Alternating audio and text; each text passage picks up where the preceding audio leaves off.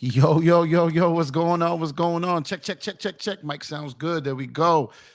How's it going, everybody? Happy Friday to everyone. Hoping everyone's having a good Friday night, safe Friday night, and then everyone enjoyed their day.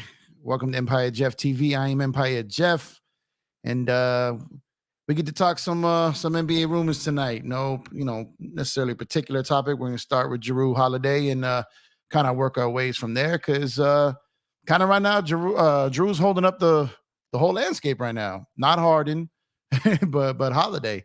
So he's holding it up right now, and to his credit, he's worthy. He's worthy at this point. He can impact the championship run right now for a team, depending on who gets him and who doesn't get him. So, and if a team in the Eastern Conference in particular gets him, and then he gets to guard Dame, so that's a whole different level to that. Like, what if he ends up in Miami? Miami didn't get Dame, but they got Jrue to guard Dame, so that's going to be that would be interesting. But I'm not even sure if Miami and Portland are on speaking terms. I don't know about that yet, so I don't know if that's even an option.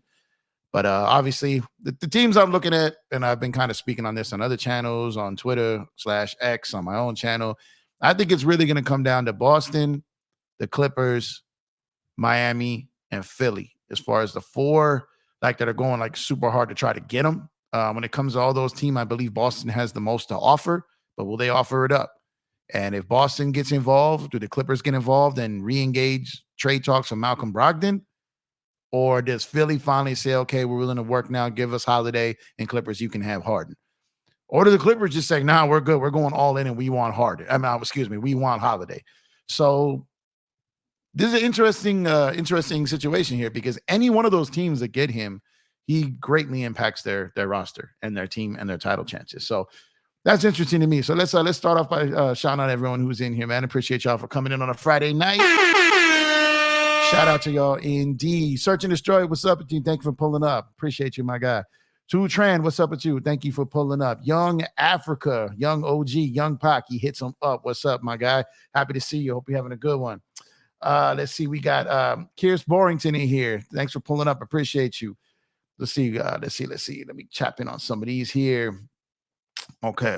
Let's got here. I hate to say this, but rather Jrue go to the Celtics and the Clippers. Plus, it adds the rival between the Bucks and the C's. The Lakers will be champs, though. Kears Barrington, again, thank you for pulling up. Great point. Anywhere he goes is a potential threat to the Lakers. But the Lakers got championship aspirations. If he goes to the Clippers, they'd have to face them. If he goes to the Celtics, there's a chance they're in the finals. They might have to face them. If he goes to Miami, does some wild stuff and sucks the whole year and then ends up in the finals. So no matter where Holiday goes, at some point, the Lakers might have to cross paths with him. But that's a good point, though. Young Nugent, thank you for pulling up as usual. Interesting to see Christie battle it out with Cam. Yeah, we'll get on that. But I don't know how much a battle that's going to be. I think Cam is behind Christie unless Christie just wets the bed, but I think Christie's got it for right now. Let's go. Let's see here. I'd rather see Jrue on the Celtics so we don't have to face him unless we're in the finals and they beat the Bucks. Yeah, no, I feel you on that. But there's gonna be a lot going on, man. There's gonna be a lot going on, and where he goes can change the landscape of what it is. Lakers in 6 regardless. Only 6, man. I got Lakers in 5. Come on now. Shout out to DJ. We have a deep team this year. Everyone is excited to know the starting lineup. Yeah, well, I'm telling you, they pretty much told us the backcourt. I think the only thing they're letting out is just not saying Vando's going to start yet, but I think it's going to be Vando. Laker Familia, shout out to you. What's up with you? Thank you for pulling up. Appreciate you as always. Kurt, my guy, thank you for pulling up as always as well. Chow Lee, appreciate you as always. Thank you. Let's see what we got here. Trying to catch up all these. Sorry, guys. Let me see. Salute chat. Salute Africa. Okay, everyone's checking in here. But Jrue don't get traded by Sunday. I think we have a good shot maybe of getting him. Nah, that ship has sailed. There's no way in hell they're holding on to him until December. He's out of there in about a week or less. And because these teams are going to be coming too hard for him, too hard after him. You got teams with picks to spare, expiring contracts to spare. And I just don't see him lasting long in Portland. I really don't. Yep, this is true. Shout out to Lakers Fast Break. They're chatting, all the guys over there. I may pull up on their show tonight, depending on my voice holds up. My voice finally somewhat feels normal today, but we'll see. It's been giving out on me at horrible times. So just don't want Jrue to go to Boston. Well, you got to pick your poison. You want him going to Boston? You want him going to the Clippers? Like, Which one you want? Like for me personally, send his ass to Philly because they just find ways to destroy and mess up their own shit. So send him over there. Send him over there. What up? What up, DJ Lakers and 5? Shout out to you. For those if you don't already, but you most likely already do, make sure and go over, subscribe to my guy DJ. Excellent content, excellent channel, excellent man right there. Shout out to you, DJ. Let's see. We will have hella shooting guards if we get Jrue. Yeah, like I said, Lakers all day. What's up with you, man? Oh, but I bet you trade anyone for Kyrie though. No, I'm just kidding. Hope you're having a good one, my guy. But yeah, I don't think the Lakers are even, talking about that. He's going to be long gone by the time the Lakers are. And if we're waiting for December to get Holiday, and we're hoping that then that means D'Lo is having a horrible year, and we could be in some trouble. So you probably don't want to root for that. So I don't see it as a logical or realistic option right now. So I'm just going to leave it as that.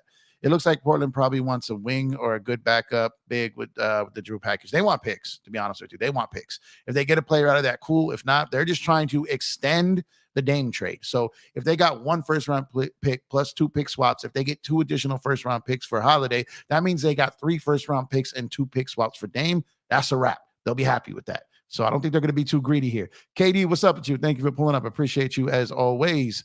Black Mamba, what's good, Jeff? Man, I can't wait until we see this team on the floor. We legit do hockey-style rotation to keep everyone fresh. We have so many lineup, bro. Yeah, facts indeed. 100%. The rotation going to be dummy. The effort's going to be great. Training camp's going to be competitive. I'm excited, super excited. I feel like Boston gets Holiday. That will be scary. I agree with you, and I think if they want him, they'll get him because they've got the best trade package to offer. Please like, subscribe, share, and hit that notification bell.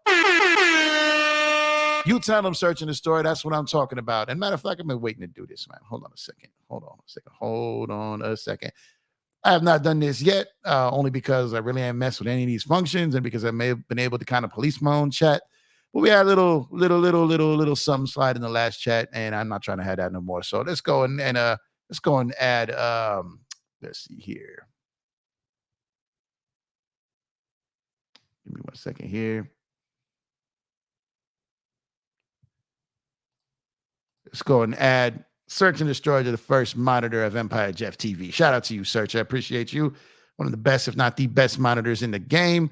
So sorry about that. My first time doing it. I had to figure out how to do that. So appreciate you, Search, and thank you so much for always the support. Jeff, triple salute, my guy. Hit Stick Stepper. Shout out to you and triple salute to you as well. Thank you for pulling up. I feel Jrue and Anthony Simon to New Orleans for Zion coming. Ooh, okay. I don't know why New Orleans would do that deal though. Jrue is 33.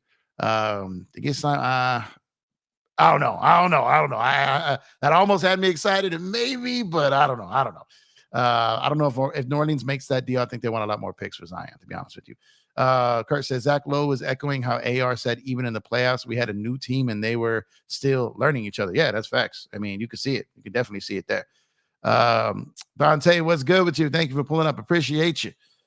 Let's see here. Appreciate it. Hey, Search. Thank you. They gave me a couple options. I don't know if I did it right or not. Let me know if I need to pick the other one. Let me know. I'm a rookie in this stuff. So let me know if I didn't do the right one. Just let me know, but I got you. Appreciate you. And thank you so much for your support. I know you'll hold down the chat. I know you'll keep an eye. So it frees me up to get out here and talk people's ears off. So appreciate you. Thank you. Kears Barrington. I think Joel Embiid will be the next guy to ask for a trade. Maybe Miami. Kears, thanks for pulling up. Appreciate you. Yeah, if Philly doesn't get their head out of their ass soon and figure something out, they're it's probably gonna, get a little restless there. But Miami, maybe. But I think the New York Knicks are gonna be front and center, and maybe even a team like OKC. But I do think that the New York Knicks are sitting back. They're positioned well. They've got like a ton of picks to move, good picks to move. It's New York City. Joel will fit great there. I think New York is waiting for Joel, to be honest. They need a PG in New Orleans. Yeah, they do, but they probably need one that's a little bit younger. I don't know if they want to take a guy at 33 years old who's about to be a free agent and trade Zion for that. I don't know about that. Yeah, definitely support DJ channel for sure. Let's see. Here we go. Okay, so let's go and talk about this. So of all those teams, if Boston decides they want Jrue Holiday, they're going to get him. I mean, they've got a package they could build around basically Brogdon, probably Pritchard, and they've got a bunch of picks that they can move. They'll move some salary in there to make it work. But they've got the best of assets that Portland would be looking for. So when you look at this deal right now, like, and you're sitting here and you ask, what's more worth it to you, 2 draft picks or Jrue Holiday, right? Now, if you're Portland, 2 draft picks are more important to you because Holiday does not fit your timeline. And you have where he's at right now, he will never be more valuable to you in trade than he is right now. If you're Portland, you have to move him. So someone asked me that question today, like, would you rather have the 2 first-round picks or Holiday? Well, if I'm Portland, I'd rather have the 2 first-round picks. If I was Boston, if I was Philly, if I was the Clippers, if I was Miami, if I was any of the other teams that had interested in Jrue Holiday that had championship aspirations, then I would rather have Holiday over those 2 picks. But a team like Portland, I'd rather have the 2 picks. So that's why I think he gets moved. And I think all these teams have the 2 picks, and it's going to come down to the quality of the picks and who else has that little layer of something else to throw in there. So let's paint the picture. Let's say that Boston and Portland connect straight up, and Brogdon doesn't get traded to the Clippers in a 3-team deal yet, right? So then they now get 3 first-round picks essentially for Dame. Then they can flip Brogdon still for something else and continue to add on to that Dame trade. So what they're doing is they're buying these little pockets and make this move, and they make another smaller trade, gain an asset, get something in there and the picks, then move that asset to get more picks. So I like the approach that they're doing here. If you can't hit the home run, if you can't get the grand slam, get them on base and then get them all in with singles, baby. And that's what you could do. That score ends up the same. And that's what I'm talking about. I kind of dig what Portland's putting together over there right now. Hey, Go James, salute to you. Appreciate you, my guy. Thank you for pulling up. Appreciate it. Empire, if we were able to get Jrue Holiday after December 15th, do you think D'Lo, Prince, and a first-round pick can get it done? Well, I don't think that would happen. I don't think he's not going to be available come December. The only way that happens is if he's traded somewhere, doesn't commit to an extension, the team doesn't think they can keep him, the team that trades for him isn't doing great, and maybe they move him again. That's the only way. But it would be D'Lo, Prince, and probably one of those minimum contracts. I got to look at the exact dollar amount, but it would be something like that because, again, D'Lo's contract can swing up $7.5 million. So D'Lo's contract gets you in the 24-something million range. Prince is on, probably 4.5, whatever. So that gets you close to it. And they only got to get within, I believe it is 120% of that. So yeah, that would pretty much get it done. And maybe like a Cam Reddish or something like that, like a minimum deal to throw in there. So, but again, that would have to be 2.5 months away, more than 2.5 months away. And that means that no one else came with a valuable trade package for Holiday. I find that very hard to believe that will happen. So I'm just saying. Personally, I think Holiday trade will have a bigger impact on the balance of power in the NBA than the Dame trade. Shout out to you, Dante. Thank you for pulling up. I appreciate you. And yeah, Brian Windhurst said that today. And he said that teams around the league are looking at that as well, because they can get him for 2 first-round picks and no other star to include it. So he made the point of that Milwaukee, he wasn't available from Milwaukee for like to trade without, for just 2 first-round picks. He wasn't an option, but that Dame situation made him an option. He went out there, and now you can get him for just 2 first-round picks. So he's cheaper than what he would have been for getting him out of Milwaukee. So teams are going to pounce on that. And because he is a 2-way player and potentially could be guarding Dame in an Eastern Conference Finals or in an Eastern Conference playoff round, it is extremely valuable to teams like Boston, Philly, and Miami to make a play for him. So I agree with you. I think his impact could be as big, or if not bigger, than Dame's. It really, really can. As crazy as that sounds, Holiday's an elite two-way player. And whoever gets him is going to be lucky, man. What we got? If James Harden gets bought out, where will he go? He's not going to get bought out. Philly doesn't have any reason to do it. If he sits all year, refuses to play, they can ban him from signing anywhere else next year. They will get something for him. Something. I don't know what it is. Even if it's like Chris Paul from the Warriors, they will get something for him. I don't know what it is yet, because I just don't know what Philly is doing. But they will get something for him. I don't see a situation at all where it comes down to where he gets a buyout. I do not see that happening. Just curious who we start. Okay, Search wants to bring LeBron off the bench and start Vandal. Hey, man, I'm all for starting Vandal, but nah, we going wild to put Brown on the bench. Don't get crazy now, Search. I just gave you that wrench, man. Don't make me think you lose your mind. Come on, man. Don't do this right now. Please don't do that right now. Share the channel with friends and family. Please do so. Tell your friends to tell a friend. It's Jeff again. Come on. Spread the love, spread the Empire Jeff TV gospel. Get it out there, man. I'm trying to bring as much as I can to this channel. Let's grow this channel collectively, and let's work together and make Empire Jeff community as big as it can get. Let's do it. Come on. Appreciate you, Search. Empire. Plus, I don't think Portland would want to swing any deals with us because they're haters. Nah, Portland's gonna do the best deal for them, to be honest with you. Cronin, all them, this is a whole new regime up there in Portland. They got no beef with us. We ain't hit them yet. So they're gonna do what's best for them, which is why I think the Lakers have no chance of getting a trade for Holiday at this point. I really don't. I just do not see it happen. Searching the store. I'll start D'Lo, Reeves, Bron. Had D'Lo, Reeves, Bron, Vando, AD. That's my starting lineup right there, baby. Let me get defense to start the game right there with Vando. That is my starting lineup. I 100% agree. I think that's what will happen. Will I be mad if Rui starts? No, but I prefer this. It's just my style of coaching. When I coach, it's my style of basketball. I like bringing offense off my bench. I like having defense out the gate, but we'll see. But I do think that's what it will be. If AD gets his jumper back and health, it's over for any team that faces the Lakers. Well, from what we're hearing, that jumper is back, and for what we've seen, he looks incredible shape. So I think we're 2 for 2 on that there, Dung. I really do think we are. Trust the process. Yeah, trust the process, that the process is not going to work in Philly. It's not going to. I would love to see Joel as a New York Knick. I would love to see Joel as a New York Knick, man. Let's make this happen. Kier says, Lakers 2024 NBA chance. We need that parade. Let me get another one in. Man, that's right. In year 24 as well. Celebrate 24, celebrate 2020, and let's make it happen. We getting 2 parades up in here, man. This is going to happen. We winning this shit. Come on, y'all. Winning this shit. I don't blame Portland. Blow it up and get the assets. Raptors should do the same. Yeah, I don't know what Toronto was doing, man. Toronto's out there trying to you got Pascal about to be a free agent. You've been trying to trade OG for years. Scotty Barnes are over here acting like he's the next coming of KD or something. It's wild to me. I don't know what they're doing in there. Their GM, Jerry, I mean, he knows he's a good GM. I don't know what his plan is, but he's got one. It's just probably taking a little longer than he would want it to, and we'll see what's up with that. Yo, Big Art Sports, thank you for pulling up, my guy. Appreciate you so much. Hope you're having a good Friday night. Make sure you go check out Big Art Sports. You know what I'm saying? You got a great channel over there, great content, entertaining. You know what I mean? Not that he needs my support. He's got way more followers than me. His channel's big. He's doing his thing. But if a couple of you don't subscribe to him already, make sure to go follow my boy over there, Big Art Sports. Go hit him with a sub. Turn those notifications on. Appreciate you, bro.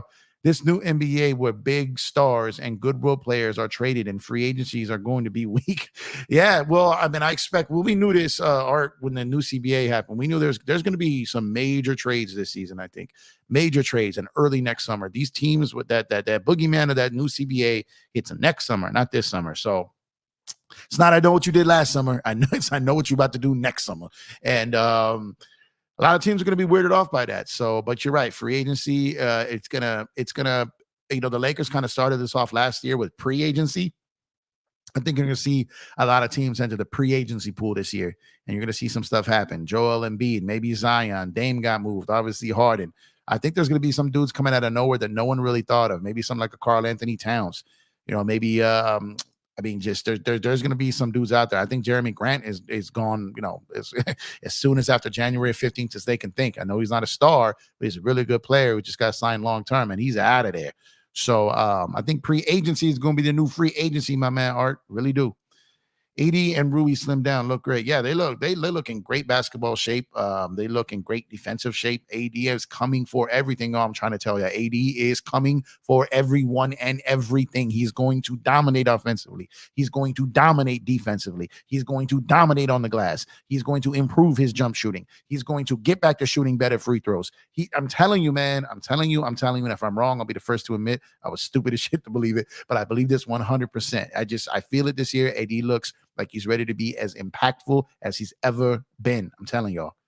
I've already seen Embiid cry as a Sixer. I love to see him cry as a Knick too. Yeah, those New York tears, baby, huh? Yeah, but I want to see him though, man. I would love to see Joel play in the Garden. I really would. I just really, really would. Those New York fans need a star, man. They really do. Well, then get him to the city, man. Rui Hotz is in his bag this offseason. He's been in the lab. Yeah, he's been in the bag with Braun. Braun called him his understudy. He's putting in a lot of work, man. And from what I heard, he's spending some of that new money on his body. So he's kind of going the Braun route. I don't think he's paying $1 million and plus a year that Braun does, but he's investing in his body. We're seeing the results. Now we got to see on the floor. And I think Rui is looking at the Lakers like they saved his career. And I think he's going to go out there and grow it. And now he got that first bag. He's after the second bag. And man, we got dudes chasing their second bag as members of the Los Angeles Lakers. That only benefits us, y'all. Trust me. Let's see. What's good? What's good, Art? What's good? Kevin, what's going on with you? Thanks for pulling up. I appreciate you. I appreciate it. I don't know if that's an inside thing with you with Art, but you got me right there, though. There you go. Yeah, put big arts in the chat, though. Appreciate you, Search. Appreciate you, Search. Free agent. Yo, Young African, hang out for me. I'm going to drop the link in a minute. We're going to pull up. We're going to go over this because there is 2026 free agency. I know that's 3 years away. That's going to be bananas. That has potential to be 2010 if these guys don't extend. 2025. Like, I think there's going to be free agency. But if some of these guys get traded to the destination they want to be, maybe they extend. But we gotta wait to see on that. But yeah, it's going to be wild though. It's definitely going to be wild though. I can't wait. I'm gonna drop this link soon. Let me just get through some of these chats here real quick. When LeBron is gone, who would next? Giannis, Jason Tatum, Luka, or Trae Young? Not Trae Young. I like Trae Young, but Trae Young is probably not going to be that dude. He's a second guy. He's not a main guy. I really think, as crazy as it sounds, I think that this Damian Lillard trade actually made it easier for Giannis to leave. Then it does make it harder. Dames will be 35 by the time Giannis's contract is up. That team has spent every asset they could to improve that team. They cannot sign buyout people. They have no more picks to move. They can literally do nothing. So if this team doesn't win, or even if they do win, it's a double-edged sword. If they don't win, he's like, this team can't get better. I got to dip. If they do win, he's like, Milwaukee, I gave you 2 chips. I'm out of here. I don't want to live in the cold no more. I'm going to get to LA. I'm going to get to Miami. I'm going to get to New York. I'm going to do something like that, right? And I'm going to get out of here. Even though New York is cold, it's New York, though. It's different. And I think he's going to look to do his second chapter. He's going the Braun path if you look at it. He's going the Braun path. He's getting more aggressive with his talk. He's getting a little bit more control over his organization and kind of taking control. He is doing that where he has them spend all their assets when he's kind of leaking bits through the media.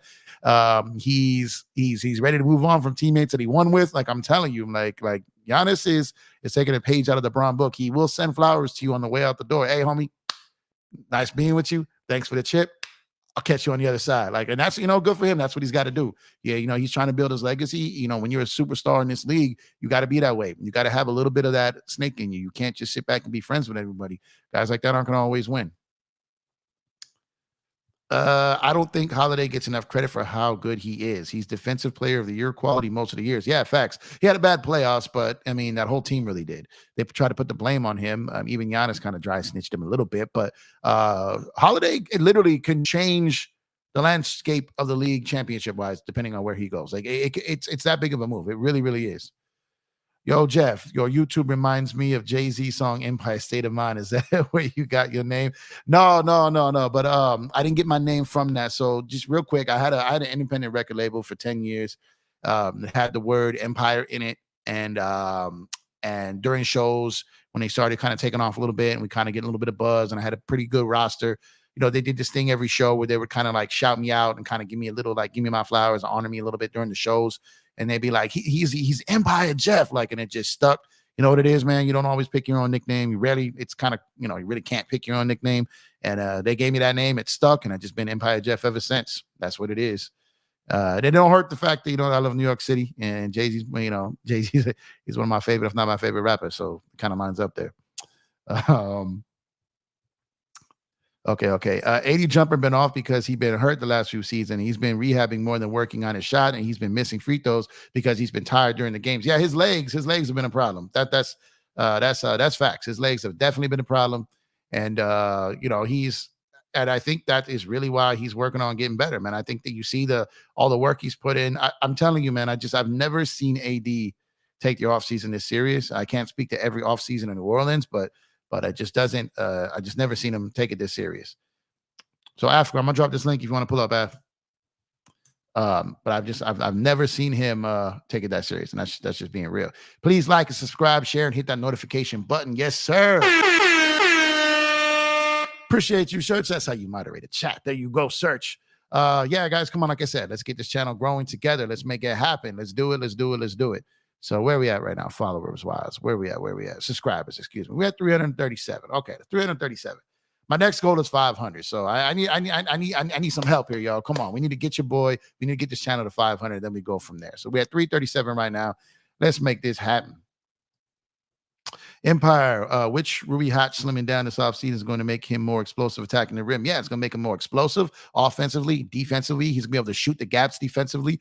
He's going to have his legs on him. He's going to be able to stop and pop from three even more than he was before. I like everything about Rui, about his kind of breakout last year, and that's going to only continue into this season for sure. What do you think of Braun taking Rui on as his apprentice? I think if anything, it's just great for Rui's confidence. Yeah, I mean that's great. He's got anytime that Braun takes you under his wing, not even just the words, but putting in the time. Your time is the most precious thing you have, and if Braun is giving you his time, you better put in that work. And if Braun continues to give you his time, that means he sees results. So that's where we're at. I love your take on how Giannis may still leave Milwaukee. That's a great take. I stand by that. I really do. I really, really, really do. Dante, what's up? CEO. Yes, sir. Yes, sir. Yes, sir. That's the go, huh? I recommend y'all watch Rob Pelinka and Darvin Ham 2023-24 intro press conference. Yeah, that's a good one. That's a good one. Definitely. Definitely. CEO. Yes, sir. Yes, sir.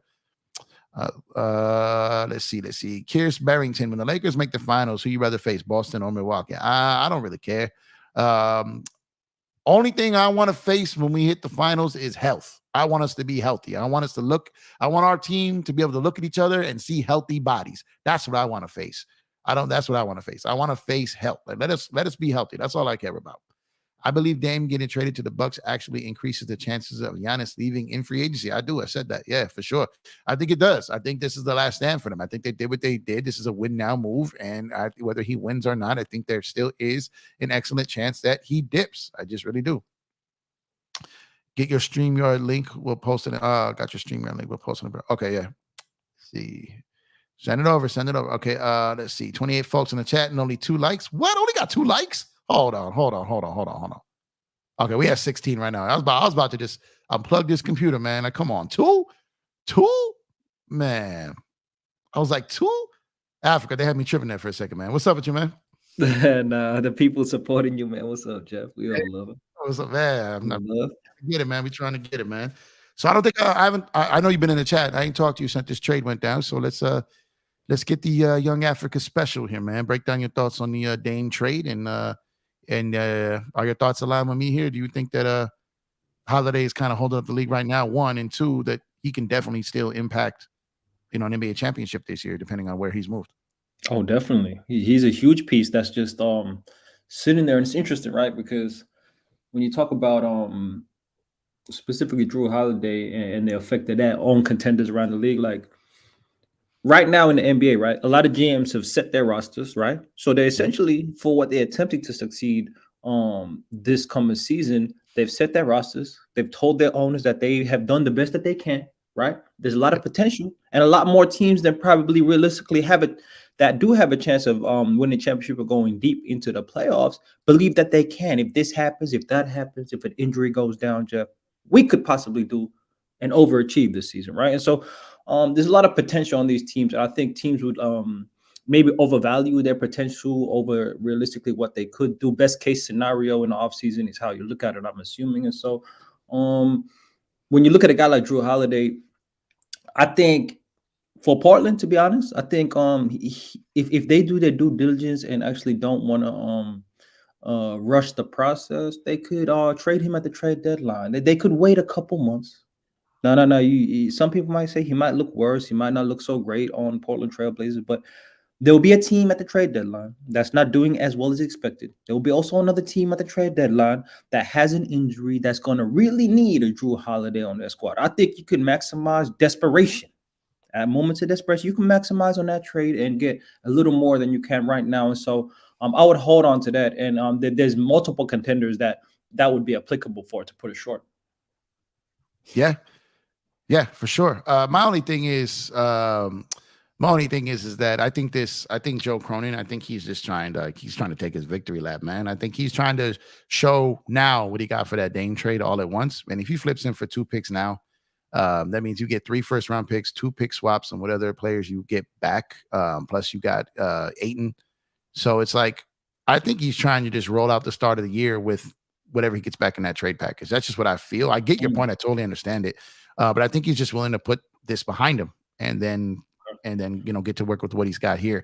And at the same time, like Holiday doesn't really fit this team, doesn't fit the timeline. He's going to take minutes away from young guys. So, I just don't see a scenario where he's there longer than a week. Like maybe you're right though. Maybe you're right. I mean, it makes sense. I get you. I get your point. And to be honest with you, if I was the GM, that would be my play. To be honest with you, to me, that would be my play. Wait for desperation. Wait to see what other moves are made. Wait till after the Harden deal is done. Wait till stuff is out there and see if you can maybe get a third pick out of this for desperation, or a team that has potential higher value 2 first-round picks than a team that you're maybe going to trade him to, right? So, Big Art, what's up with you, man? Thank you for pulling up. I appreciate you. What's good, Empire, man? What's up, Africa? What's good, y'all? What's up, man? Chilling. Oh, you know, same old. Here, let me just get through these chats real quick. I'm gonna ask you the same question here. All right, give me 1 second here. Nico, what's up with you? Thank you for pulling up. You finally catch a live, my guy. Shout out to you. Thank you for pulling up. Hope you're having a good one. Let's see, putting that late grind. Yeah, man, trying to get out. This rain is about to hit in LA, something crazy. So, you know, the city don't do well with water, man. So the power just goes out like automatically. As soon as it sprinkles out here, it's trash. So trying to get these lives in while I can. Okay. Let me see. Oh, okay. I got you, Kurt. I got you. All right. So Big R, what do you think? Are you kind of split the difference here? Do you think like along the lines of what Africa is saying, that you maybe hold on, wait for some desperation, wait later on into the year and see if maybe you can abstract more from a team for Holiday? Or are you kind of on the line with what I'm thinking, that he's out of there in probably a week or less and wrap this thing up, focus on your young team, get these picks now and move on? What do you think? I'm going to go with the latter. Definitely, they probably going to get rid of him here in a few days. They got to. That's what they said they was going to do. I don't see no path for them to keep Jrue Holiday, right? So, I don't know where they're going to trade him to, though. That's what I'm thinking about. That's a good one. And I think it comes down to who wants him the most, because I think if Boston wants him, they can have him because they've got the best trade package of the teams I mentioned. So I'm saying Boston, Philly, Miami, and the Clippers. If you're going off those 4, I've heard like the Kings, I've heard the Warriors. I think that may happen. But I think they're further. I think those other teams would have to fumble the bag and fumble the deal before that would happen. The best place for him would be Philly. I'm looking at that deal lining up as a 3 team of how Harden gets to the Clippers, Holiday gets to Philly, and Portland gets those, some Clipper parts and picks, essentially. So, and I think that would work because I think like the Clippers would give up a pick and Philly would give up a pick. They'd have a pick from 2 teams, which is a good kind of hedge on a bet, because if one of those teams do bad, then you got a good pick, right? So I think something along the lines of that was kind of when someone told me yesterday, okay, pick right now, where is he going? And that was a deal I said that I think while Boston has the best package, I don't know if they offer it up. I don't know. They've got a lot of picks. They've got Brogdon there. They've got Pritchard. They've got some other pieces that they can move. But they've got a lot of picks, so it wouldn't hurt them to move picks and or pick swap. So if Boston wants to empty the clip, they can get it done. But I don't know. They do it. I think Boston is going to stand pat. I think once they made that Porzingis trade, they were like, okay, no more trades that could shake up our team that big. Because I think if they do something for Jrue Holiday, that'll really shake their team up even more so after losing Marcus Smart. The Clippers. As much as I hate the Clippers, if you went there, that'd make a lot of sense. Because as of right now, Russell Westbrook is their starting point guard, right? Yep. Yeah, that'd be crazy. That defensively, that'd be crazy. That'd be a little scary. Oh, man. That'd be a little scary, especially if PG and Kawhi are healthy, which is a long shot. But that would be scary. That really, but it would be scary. And here's the thing though about the Boston take, Art, is that Brogdon reporter is over there kind of tripping on them. So they may have to do a deal. They may have to do it. And you make him your starting point guard instead of Derek White, So, and then you add to your depth there. Man, my bad. These dudes do crazy fireworks over here. You add to your depth, you add him, and now you also now would have Holiday to guard Dame in a playoff series. That's true. So let me sees, they're gonna meet in the playoffs, maybe. Yeah. In the regular season. Wow. Hey. And I don't know if Miami and Portland are on speaking terms. To be honest with you, I have no idea if they're even talking. They're just maybe too much petty there for them to try to work a deal. But Africa, where do you if you had to guess right now, and let's say that the scenario me and Art lay out, and Portland's gets him out of there in the next 7 to 10 days. Let's say that happens. What do you see? What do you think? Well, if I was to think about it, let's say, well, if I'm Portland, I'm looking for young players. I'm looking for draft picks, right? And so, young players, highly valuable young players, draft picks, and expiring contracts if you got that too. But you would have to stack the draft picks, and so it would be interesting. I don't know a team would give up 2 first-round picks with Jrue Holiday. I'm not sure how desperate they would be. Expiring contracts and 2 first-round picks. I'm not sure, but the team that I feel like fits the best is a team that's been holding out all season long, man. That's Miami Heat. I think the Miami Heat need Jrue Holiday. I think the Miami Heat are a team that Jrue Holiday fits their identity. He gives them the ball handler. He fills the gap that was lost from Gabe Vincent, and gives him a little security for Tyler Hero as well, being a guy that isn't great on defense and can be injury prone. And so I think Miami has a need for Jrue Holiday, the best fit for Jrue Holiday, but do they have the pieces? Do they have the draft picks? Do they have the willingness to deal with the Portland Trailblazers that have not been trying to pick up their cores, man? That's interesting. And so I don't know, man. Pat Riley done messed up the situation. I try to talk to Big Tone today. He didn't want to hear it, Jeff. He didn't want to hear that. You can't talk to Big Tone. Yeah, he didn't want to hear that. I want to have a conversation. He didn't want to hear that. I mean? These Miami fans, they feel like nothing's wrong. The sun is still shining. I guess it is Miami. I guess it's always shining. But they kind of missed the mark majorly this offseason. They lost a lot and they didn't gain what they intended to. And so that's interesting. But for me personally, I think Miami is the best fit. Clippers would be nice too. I don't know how with that heavy roster of guard play, how you fit everybody in there. Somebody gonna be mad on the Clippers if they get Jrue Holiday. There's gonna be a lot of people mad if he gets Jrue Holiday, but yeah. but the Miami thing is funny though, because I'm telling you, in the big that tone that kills me. Yeah, I mean, you try to talk, it's like, yo, yeah, shut your bum, you sucker. You sucker, man. You a role player. Wiping his mouth, right? Nah, come on, man. Tone, don't bring your blood pressure up, man. We don't see you face plant your screen, bro. Chill, man. Come on now. But yeah, Miami fans been big wilding out there, man. They've been I don't even want to say borderline disrespectful. They've been disrespectful. They've been talking crazy out here. So they kind of brought this on themselves. Miami completely overplayed their hand.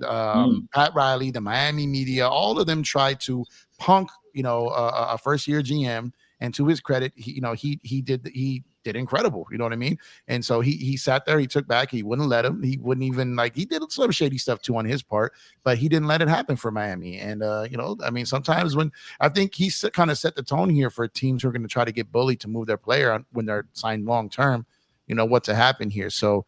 Real quick, shout out my brother Don the Kingpin in here, man. My around the league brother here. Thanks for his first time pulling up on the show.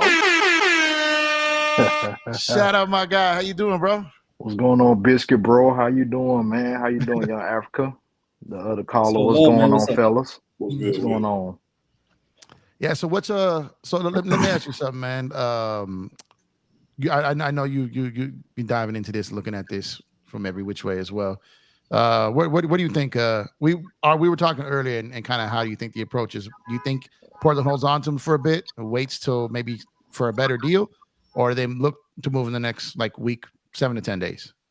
In my honest opinion, I just feel like they're going to try to move him as quick as possible. With training camp coming up, I feel like they want to clear the books as much as possible. I don't feel like they're going to hold on to him for a long time. I just feel like they're going to try to get him up out of here within a week or two. My pick, and I've just been viewing the landscape, just seeing the reports and, just waiting for the dust to settle. I feel like Boston, him getting traded to Boston makes the most sense, considering that, they really having some uncertainty over there with Malcolm Brogdon and his availability. I think he's kind of feeling some type of way that the trade to the Clippers didn't quite go as he thought that it was going to go, and in a way, I just feel like he's looking to get up out of there. So, um, in a situation like this, you want to trade problem for problem. Not necessarily Jrue Holiday is a problem for Portland. They just want to go ahead and move on with Scoot Henderson uh, and with him being the future, and so forth. So I feel like they're going to try to move Jrue Holiday as quick as possible. I don't think they're going to try to hold on to him to try to get some type of leverage or anything like that. So Boston is my first pick. It makes the most sense. They kind of lost some defensive toughness with the trade of Marcus Smart to Memphis, and they're going to really need to shore up that defense on specifically with the guard position. So I feel like him going to Boston makes the most sense. They have the pieces to get it done, and so forth. So we're gonna see what's gonna happen, man. We're gonna see what's gonna happen. Yeah, they definitely got, that's a good take. They definitely got the pieces to get it done. Just Boston with Brad Stevens, he's a little bit more aggressive with offering up picks. Danny Ainge loved to hoard picks and small guards. He just didn't want to give any of those up, right? But Brad Stevens will elect to do that. But I'm gonna ask you. So let me start with you real quick. Africa. Let's say Miami, right? Because you did say that Miami could use him, right? And I agree with you. They definitely could use him. What would that trade package be? If you're Portland, what would you want from Miami for Holiday? I'm asking for a lot. Since our last conversation, Jeff, didn't go smoothly. Since Pat Riley tried to put the mob boss tone on and talk to me disrespectful, I'm gonna call him and say, Tyler Hero, 2 picks, and we get this deal done, and whatever else trade filler you need to put in there to make the contracts match. But I'm asking for Tyler Hero, and this deal is not getting done with that Tyler Hero. If Tyler Hero's not in this deal, then I might have to ask for 2 first-round picks from y'all. 2 first-round picks, and that's a lot, but that's the price. And so if it's not that, it's going to be Caleb Martin, or maybe expiring contract Kyle Lowry for another old guy, veteran. But if it is that type of expiring contract, 2 first-round picks, damn near might be 3 with a second round in there as well, or a pick swap if I feel like it. But at the end of the day, we're asking for a lot.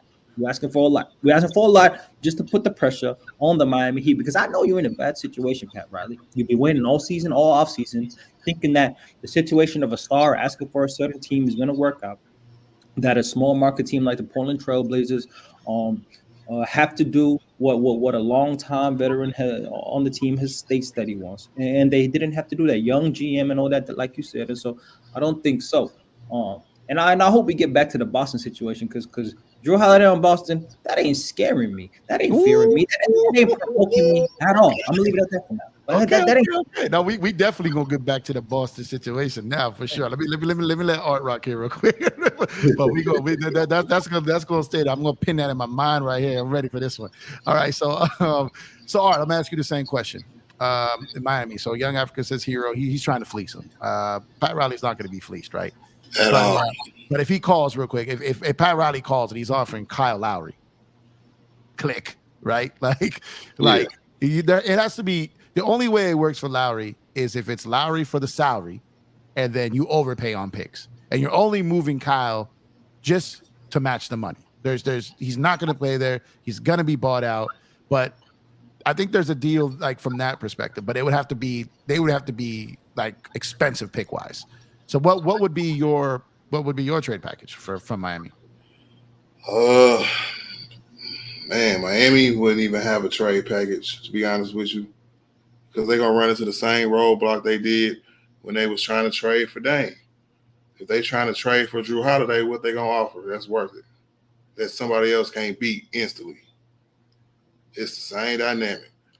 So I think Miami is out, right? It got to be somebody else. So if I'm Pat Riley, I'm not even answering the phone, because I know they're going to try to finesse me. And Pat Riley too prideful for that. What? Yeah, no, you wouldn't rather be finessed than be left with nothing, though? You'd be left with nothing. Yeah, he's had a bad offseason. They've had a bad offseason. Would you rather get slapped twice or slapped once, Africa? Slapped once. Yeah. Yeah, I don't want to get slapped twice. They already got slapped once, bro. Oh man, Huh? if she's worth it, I'll get slapped twice. But Yeah. but what I'm saying is here, real quick. What I'm gonna say here, real quick, and Don, I'm coming back to you in a second. So the Miami thing is very interesting to me too, because I don't think Portland wants to deal with them at all. I really don't. Like, so, and I think that's a good point. I think they're light on what they can offer. And Tyler Hero, I forgot who said this, but I saw this online the other day. I forgot who said it. And it's not that Tyler Hero isn't good. It's not that he's not valuable. Portland don't need him, is my thing. Oh. So then you're looking. So unless Portland is looking to do this route, we make a trade for Dame. We get Jrue. We break that up to a smaller trade. And we move Jrue for more assets. Then whatever you get from them, are you going to move that? You're going to continue this like just breakdown effect, right? Then you have to move Hero, or is it a third team involved or something like that? Like I just don't see. I don't see Portland needing Hero. They've got a ton of guards or the young guards that they want to develop over there. And I like Tyler Hero's game. He's a good ball player. I got nothing bad to say about Tyler Hero.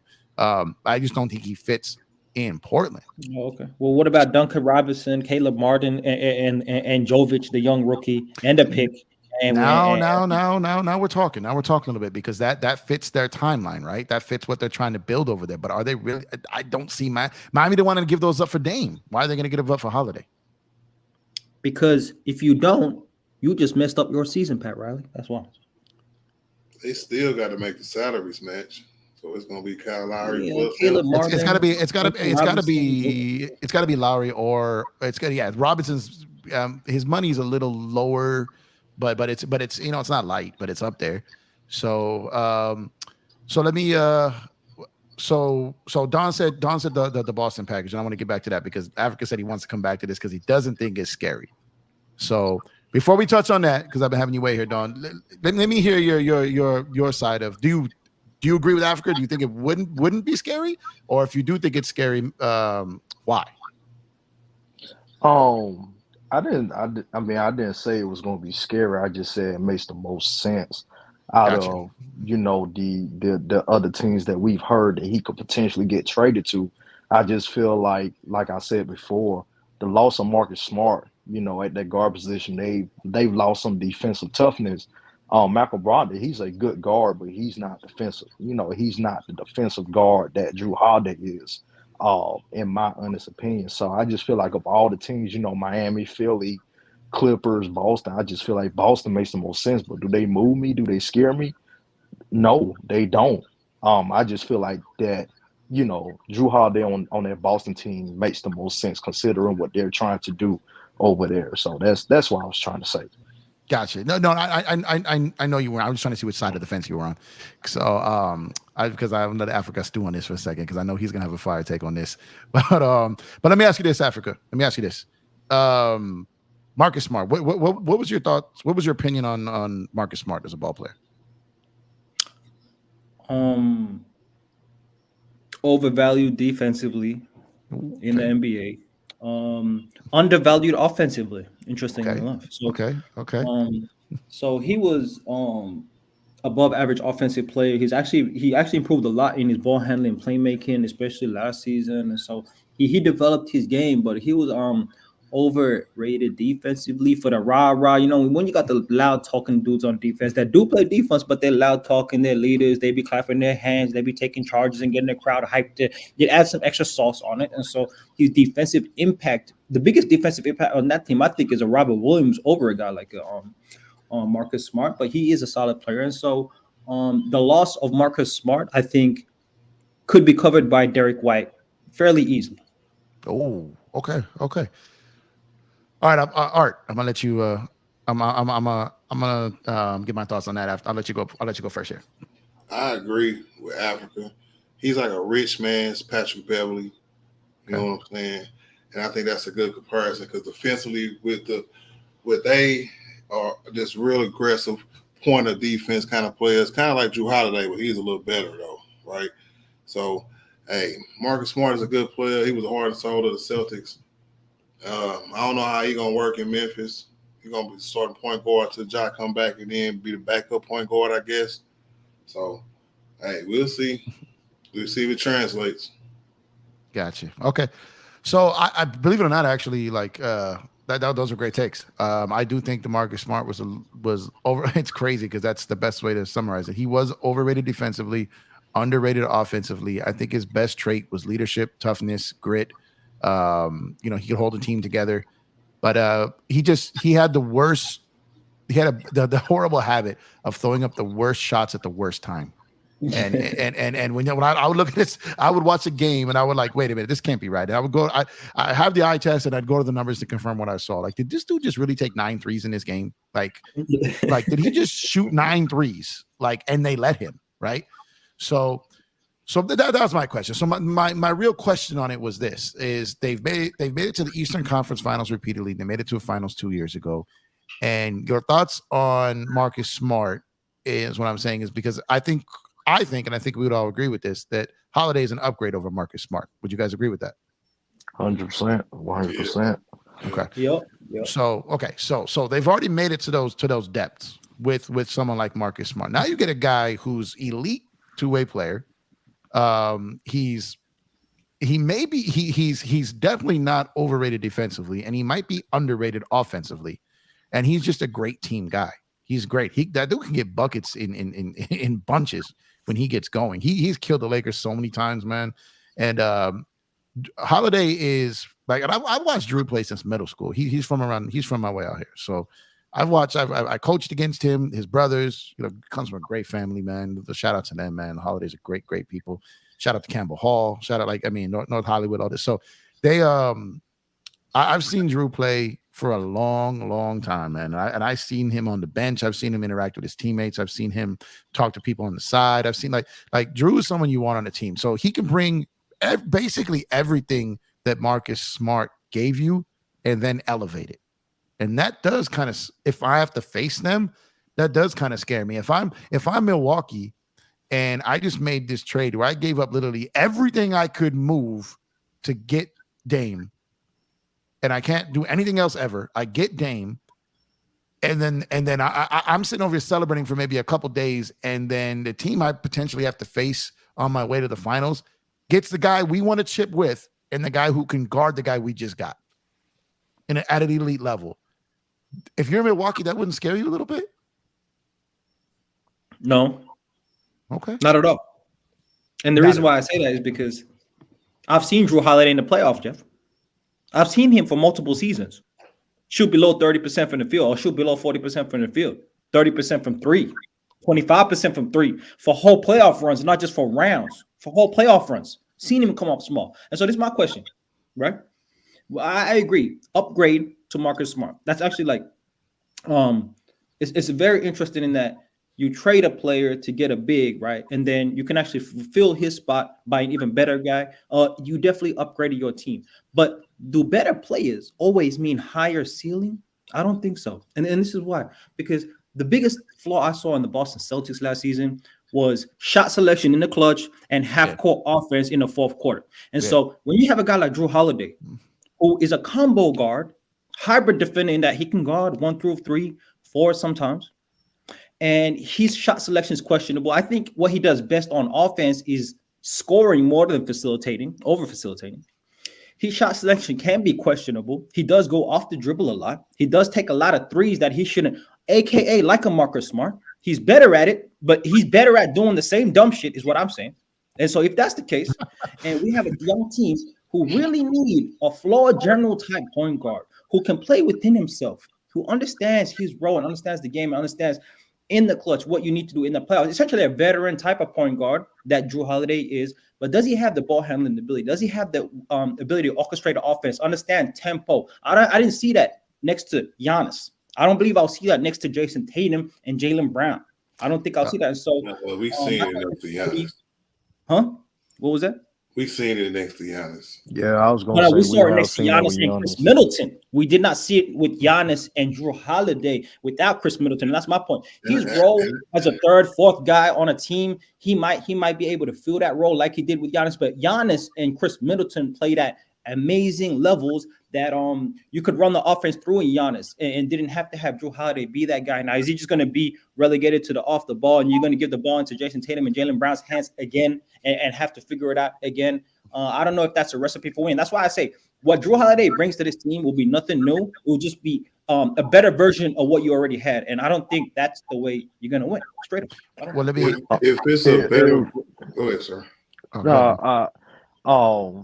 I mean, young Africa.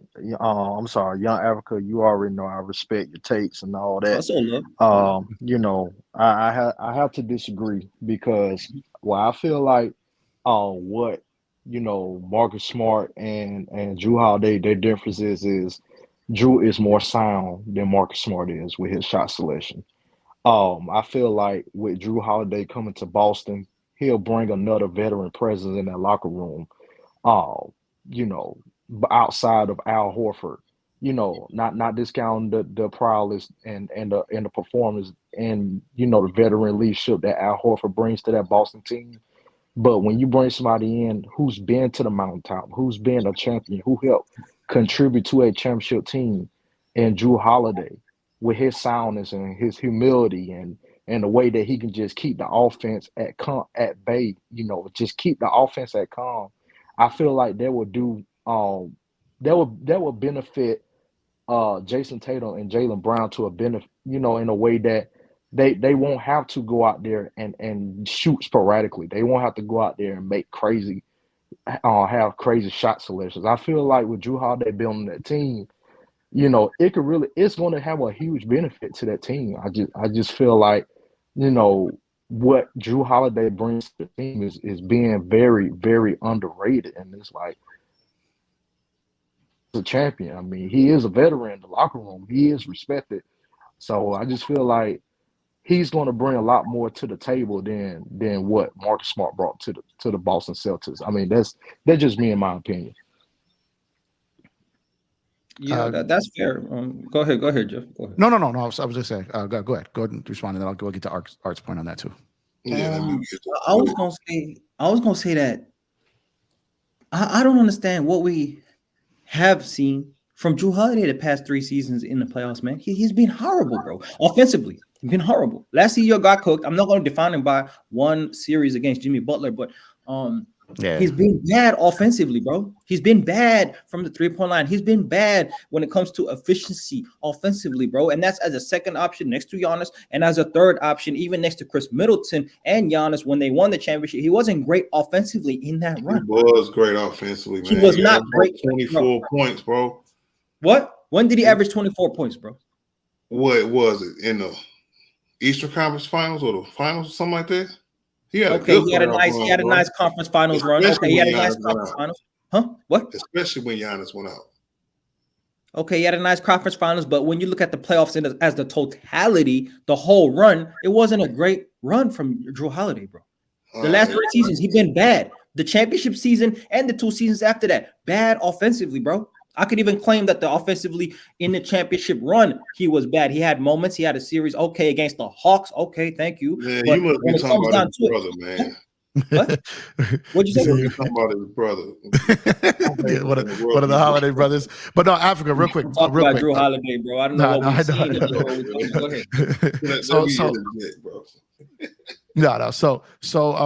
But to my point was this though. I was saying that him on Boston would be scary. Not Holiday on Boston would be scary, but the team collectively, because you theoretically would be adding Holiday and Porzingis to those, to that team that's already going far perennially, right? So my thing is this. I understand that he's played with Giannis. I know he played with Middleton. I know he played with AD. But the duo of Tatum and Brown is a little different. And that's a top duo already. I don't think that Giannis and Middleton were our top duo. I don't think that that Holiday and AD was a top duo. He wasn't on that level yet when he played in Philly. So my thing is that he would be like the duo here that he would be playing with would be the best duo he's played with. And then you add Porzingis to this and a defensive anchor like Robert Williams. I mean, unless I'm missing something. Better than Giannis and Middleton? I don't know. I think I would take Jaylen Brown over Middleton. I would. Wow. Okay. Okay. No, I would. Like I would as a two-way player, I would. And Jeff, I'm high on Jaylen Brown. I mean, maybe I'm a little too high. As a Admittedly, duo, maybe. though. As a Yeah, duo, Giannis, and Middleton, not as good as Brown and Tatum. Here my point, and let me break down my criteria for a duo real quick. So my criteria for a duo is the duo is almost more weighted to me on the second person than the first person, because the first person in the duo you wouldn't even consider him a duo unless that first person was great. So if you remove the first one and you look at the second one, when I look at the second person, that's how I judge a duo. And if I'm putting Giannis and Tatum, I'm taking Giannis 10 out of 10, right? But if I'm putting Giannis and Middleton, or Giannis and Brown, I would take that duo of Giannis and Brown over Giannis and Middleton. So that's just my criteria. I'm not saying I'm right. I'm just saying. Let me speak to that real quick, because it kind of goes into what I was going to say about Jrue Holiday. Jrue Holiday, to me, is probably the best two-way point guard in the league, right? Yep. He's a 20 points per game scorer, right? He's an above average facilitator. He's a steady guard, right? I would definitely see. I agree with y'all on the aspects of Jrue Holiday, but the teams I don't agree with, right? Okay. To me, if we're trying to get over Giannis and Dame, I think the Philly team is more equipped to handle that task than if Jrue Holiday went to Boston and played with Jason Tatum and Jaylen Brown. I think they wouldn't really get over the Bucks hump. But if he goes to Philly, they'll have somebody to match up with Giannis, and then they'll have somebody to match up with Dame. That's all. That's interesting. Don, go ahead. I know you were trying to squeeze something in there. Then we'll get to Africa. No, I was gonna say, Jeff. You know how high I've always been on Jaylen Brown. I felt like from jump, Jaylen Brown has potential to be the best player on any given team. There's a number of teams out there that he can be the number one option out there. I said from jump. I said months ago, you put him on the Kings. Kings automatically could be one of the contenders out there in the league. I just feel like they're a forward away from being great. Jaylen Brown truly fits that. He fits that bill. So, I mean, and Jrue Holiday to that Boston team really makes him versatile. You can put him at the one. You can put Derrick Brown at the two, Brown at the three, Tatum at the four, Porzingis at the five. Or if you want to go bigger, you can put Jrue Holiday at the one. You can put Jaylen Brown at the two, Tatum at the three, Horford at the four, and Porzingis at the five. I mean, that right there. I mean, you have two good lineups right there, and I mean, like I said, I just feel like Jrue Holiday and his skill set is just being slept on. I feel like him in Boston, it just makes them it makes more sense. And I hear what the other guy was saying about him in Philly. I just feel like right now, they got more issues on their plate. They have to figure out, do they truly want to move on with Tyrese Maxey, being possibly the second option to Embiid. Then they got to figure out Embiid, is he going to stay, is he going to leave, and then all the uncertainty of it all. James Harden. I mean, what's going to happen? But that'll be the deal, though, right there, to get James Harden up out of there. Do you think him and Maxey will play well together? Jrue Holiday, I'm talking about. I mean, the regular season. I mean, it'll be interesting to see. But when it comes crunch time, I mean, are you gonna go with Jrue? Or you gonna go with Maxey, or you gonna go with Embiid?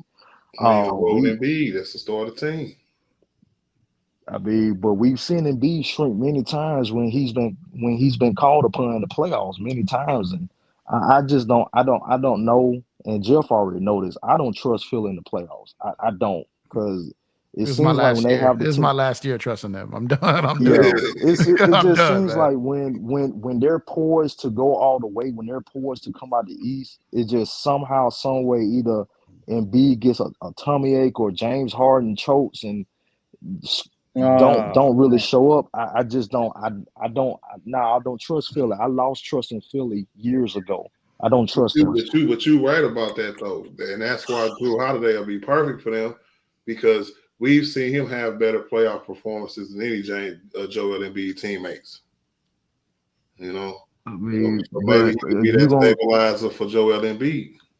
I mean, but you Not a gonna hot trust Jrue Holiday and Embiid in the playoffs? I mean, that don't quite move the needle for me. Just like James Harden and Embiid don't move the needle for me. I mean, it's I don't know. I'm not sure. I just don't trust Phil in the playoffs at all. Yeah, I mean, I did up until last year. I couldn't. They were in every metric that mattered to being a championship team. If you go back historically for defensive rating, offensive rating, 3-point shooting, free throws, turnovers, all the metrics that matter, they were there, and they just never are there when it matters. And I don't know how much I put on Joel versus like Harden in his flame. And Harden had great games in that series, but that game 7 was just you know what it is at that point. What are you going to do? But what you got in that, Africa?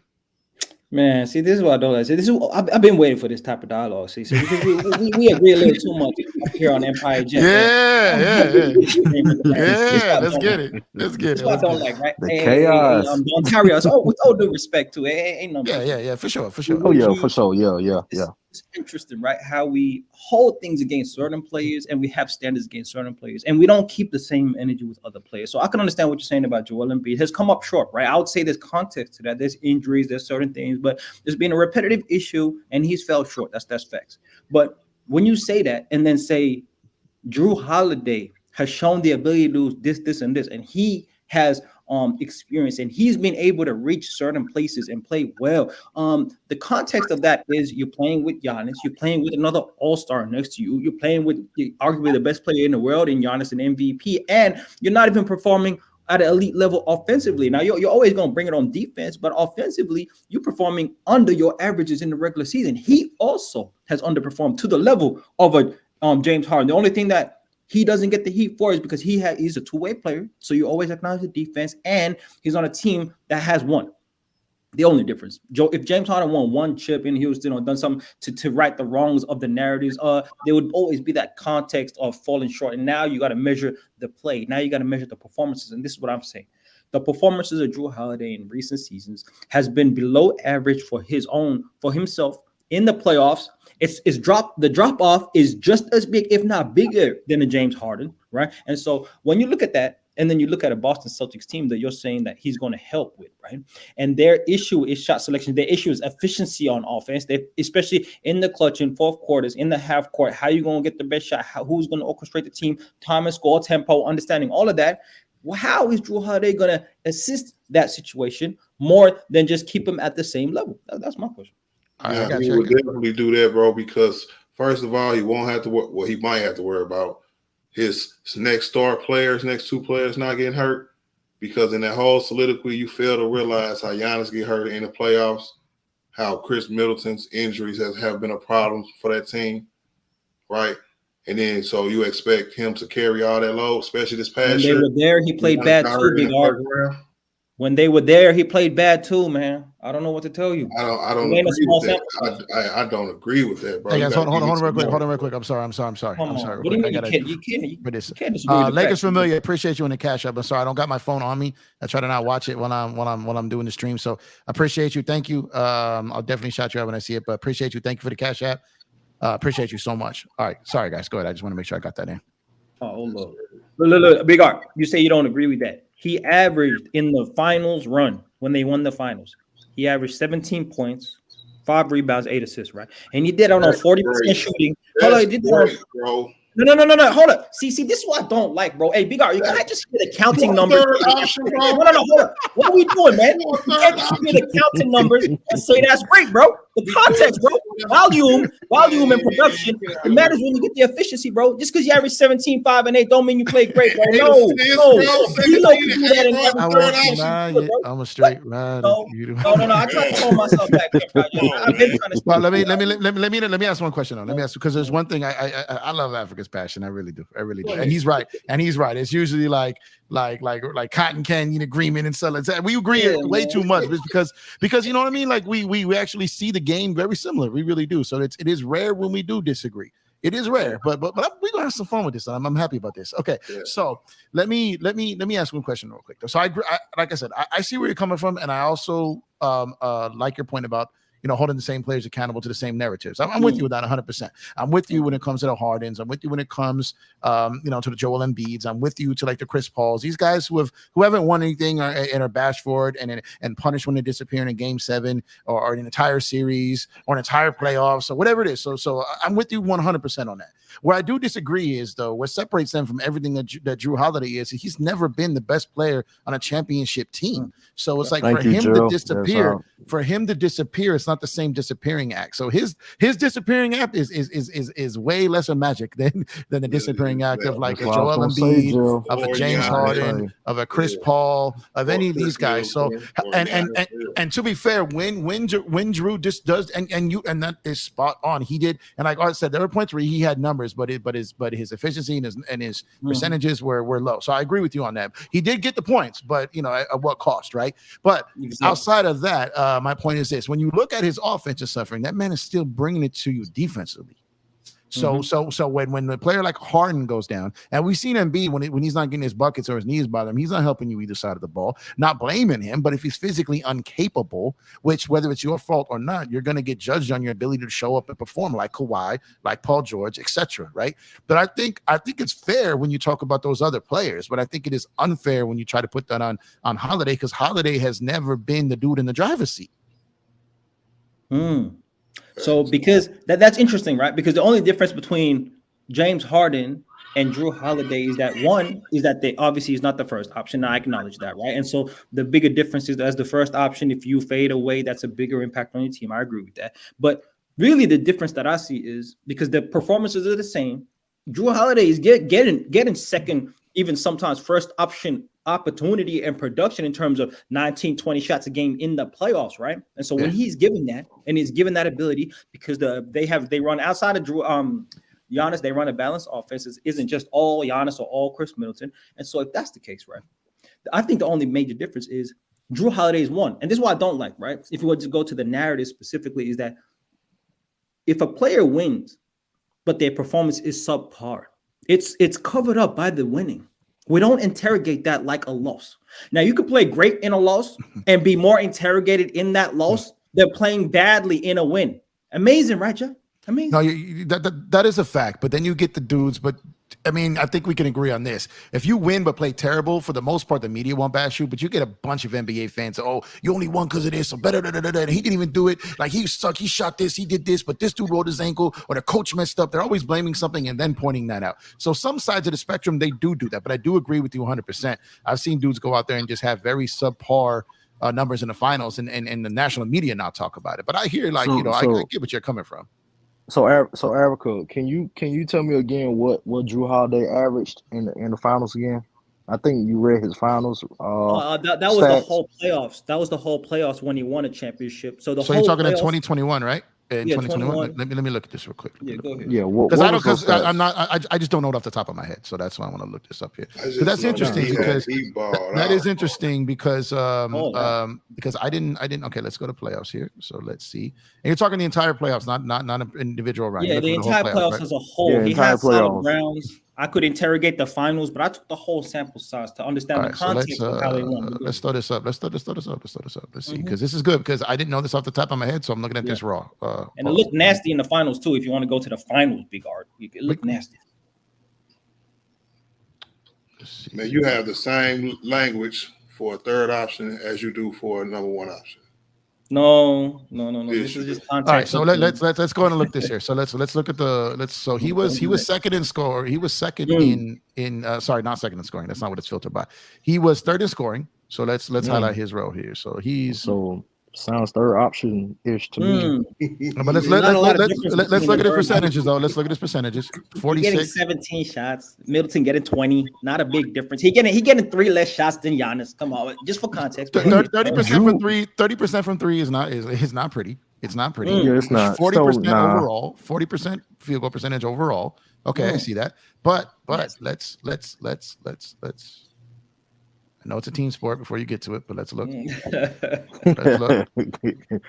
Okay, now look at these minutes though. Hold on. Okay, there's only really 1, 2, 3, maybe 4 or 5 guys in this. So he's not even the top 3 defensive rating. No. Well, see. Well, that's big minutes. that'll be big minutes. Giannis' biggest impact on defense. We know that. Brook Lopez was equal to him. But however, when you do that, and it's pretty much bunched in, but the 106 is a jump there, but he's lower. But even Giannis at a 107, with Holiday to 111. So yeah, so he wasn't the best defensive player on the team. So I would have thought that I stand corrected there. I still thought he was playing lockdown. It's not terrible by today's standards, but 2021 defensive numbers are not 2023 defensive numbers. They've inflated since. Right. So at this point, at this point, 111 in 2021 was above average, but not dominant defensively. So but yeah. So let's talk about this. And you want to look at the finals? Yeah. Now you can go to the finals and understand the context of how they won the championship. Was it because the context for the Celtics is, can he put them over the top? And did they win because of Jrue Holiday? Obviously had an impact, or did they win offensively in spite of Jrue Holiday on the offensive side of the ball? I would say, in spite of Jrue Holiday's flaws and inefficiencies, Giannis put up a 50 ball, hit all his free throws, and got the dub. Of course, he's the number one. He's the best player on the team. Right, he's the franchise player. Franchise player, and that's what I mean. That's what I mean. That your language is the same, bro. The context is about the Celtics and how much he would assist the Celtics. And I'm saying, right. So you mean to tell me? Hold on. I got you, bro. So you mean to tell me if somebody Africa? So you mean to tell me with that assistance, if somebody would have averaged 17 points, 9 assists, and 6 rebounds for them, they probably would have won one of them final series? Hey, it doesn't work like that, bro. On 36% from the field, 31% from the three. Let's look at one thing real quick. Not on those percentages, no.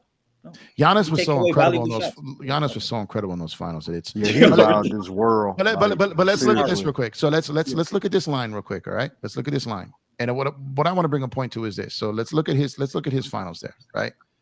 And then so we know what this is. Everyone's got it. So it's about 16.7. He shot 36% overall in the finals. He did not shoot great. Okay, he did not shoot great. Okay, so let's just keep those two. 36%, about 17 points a game. Okay. Now, let's go. Hold on. 9 assists too. Let's go. Yeah. When Giannis is dunking everything, you're gonna get 9 assists. We know that. And you tell me that won't help on a team with two players that can go off for at least 30 a night. Like, no, saying, man. No, because they don't score like Giannis. They need the ball in their hands. They don't score in the pick and roll like Giannis. Then you have Porzingis that's trying to rebuild his reputation in the league. Like, you think he's not gonna come back? I think we're gonna put the ball. Oh, go ahead. This is the best thing to compare it to. Okay, if we're talking about if we're balancing a team that went to the finals and won, and a team that went to the finals and lost, and then we're gonna try to go ahead and balance. A comparison here, right? So let's see where we are now. Okay, so now let's go to Marcus Smart here. Okay. This is interesting. Yeah. This is interesting. Okay. Very. So I flying blind and not having the stats up in front of me, I would have got this wrong. Okay. So points 15.2, 3-point percentage 40%, field goal percentage 43%. How many assists? This is 5 assists. Yeah, so 5 assists. Okay, yeah, so it's not at the average. What am I doing here? Okay, there we go. Yeah. So it is that's interesting. So this 5 assists. So he didn't score as much, but he was more efficient. Had less assists, but he shot better. So that's interesting. Okay. Hey, I'm taking that line. I'm taking that line over Jrue Holiday's every day of the week, bro. Why would you take that line, Africa, when that line didn't produce a championship, the other one did? That's simplistic logic. Something that you are better than. You're bigger than that. No. Let me reply, because that's simplistic logic. If you realize, on this team, they have one thing missing here. Jaylen Brown's the best scorer. They didn't have a guy averaging 35 points, 15 rebounds, 5 assists on 62 possession from the field, 2 blocks a game. They didn't have that. So that's the context of the winning, right? Marcus Smart on the Bucks, he's got a chip too. So don't act like Jason Taylor was balling out, right? Maybe not 35 and 15, whoever averaged that. Because I don't know. Do you see the stat line on here? Jason Tatum was not balling out in the finals, bro. He was not. bro. So, Jeff, based on the numbers that you Jason just Tatum pulled played up, horrible in the finals, bro. Hold Just on, look at the wait a minute. turnovers. So did How Jalen. many So did turnovers Jalen. did So they did have? Jalen. What? Yeah. hold on, Yeah. This wait a is minute. He So, broke the record. Jeff, He broke the record for turnovers. Yo, Go in ahead. the Jeff, playoffs, he broke Go the ahead, Don. record all-time playoff so turnovers. Go Jeff, ahead. based Go ahead, on Don. based on the numbers that you just pulled up, Marcus Smart is better than Jrue Holiday. No. No, That's not what I no. said. That's not what I said. No, what I No, said no, I was, know that. No, I yeah. said based on the stats. Based No, on the because the No, stats. stats is because just Big one. It's Art just said one something. angle. It's just the one angle. Yeah, it's the Big stats in Art conjunction said, with the artist. But our Big Art did bring up a good point about these stats on the losing team versus then Africa comes. So like this is the good point of the dialogue. This is where it is because it and really gets you into how people see the game, right? And everyone's got a different perspective and then what they look through and what they look at. no And that's doubt, what, no doubt. yeah, You know, some people got but the right perspective, some people got the wrong perspective. We understand that. but It is what it is. Hey, and normally the people who have the wrong perspective have to say that. No, but I'm not gonna lie though. I'm not gonna lie. Like if I would have did this bet blindly, which I probably never would have done, but on the strength of the conversation while we were having it, in the back of my mind, I'm thinking that however bad Holiday stat line was, I was thinking it probably was, along the lines Better of where than Marcus Smart was smart. Yeah. So, but because I didn't know off the top of my head, I didn't want to speak too much on it. I wanted to bring it I up. say underrated you might- offensively. Marcus Smart underrated offensively, and this is why I say, like, when we look at those numbers, if you looked at the numbers, right? I saw it just the last number, but I saw Jrue Holiday's offensive efficiency rating in that finals run, and it was 107. Oh no, it was like it was 97 or something like that, something ridiculous. Let me look at it again. I'm going to pull it back up. Yeah, just one more time because it shows what they did. Because my context is they won on the offensive side of the ball. I'm never going to diminish a guy's role on both ends of the court, and he played great defense. But offensively, they won in spite of Jrue Holiday's inefficiencies, not because he played well on offense, in spite of Jrue Holiday, which is why I say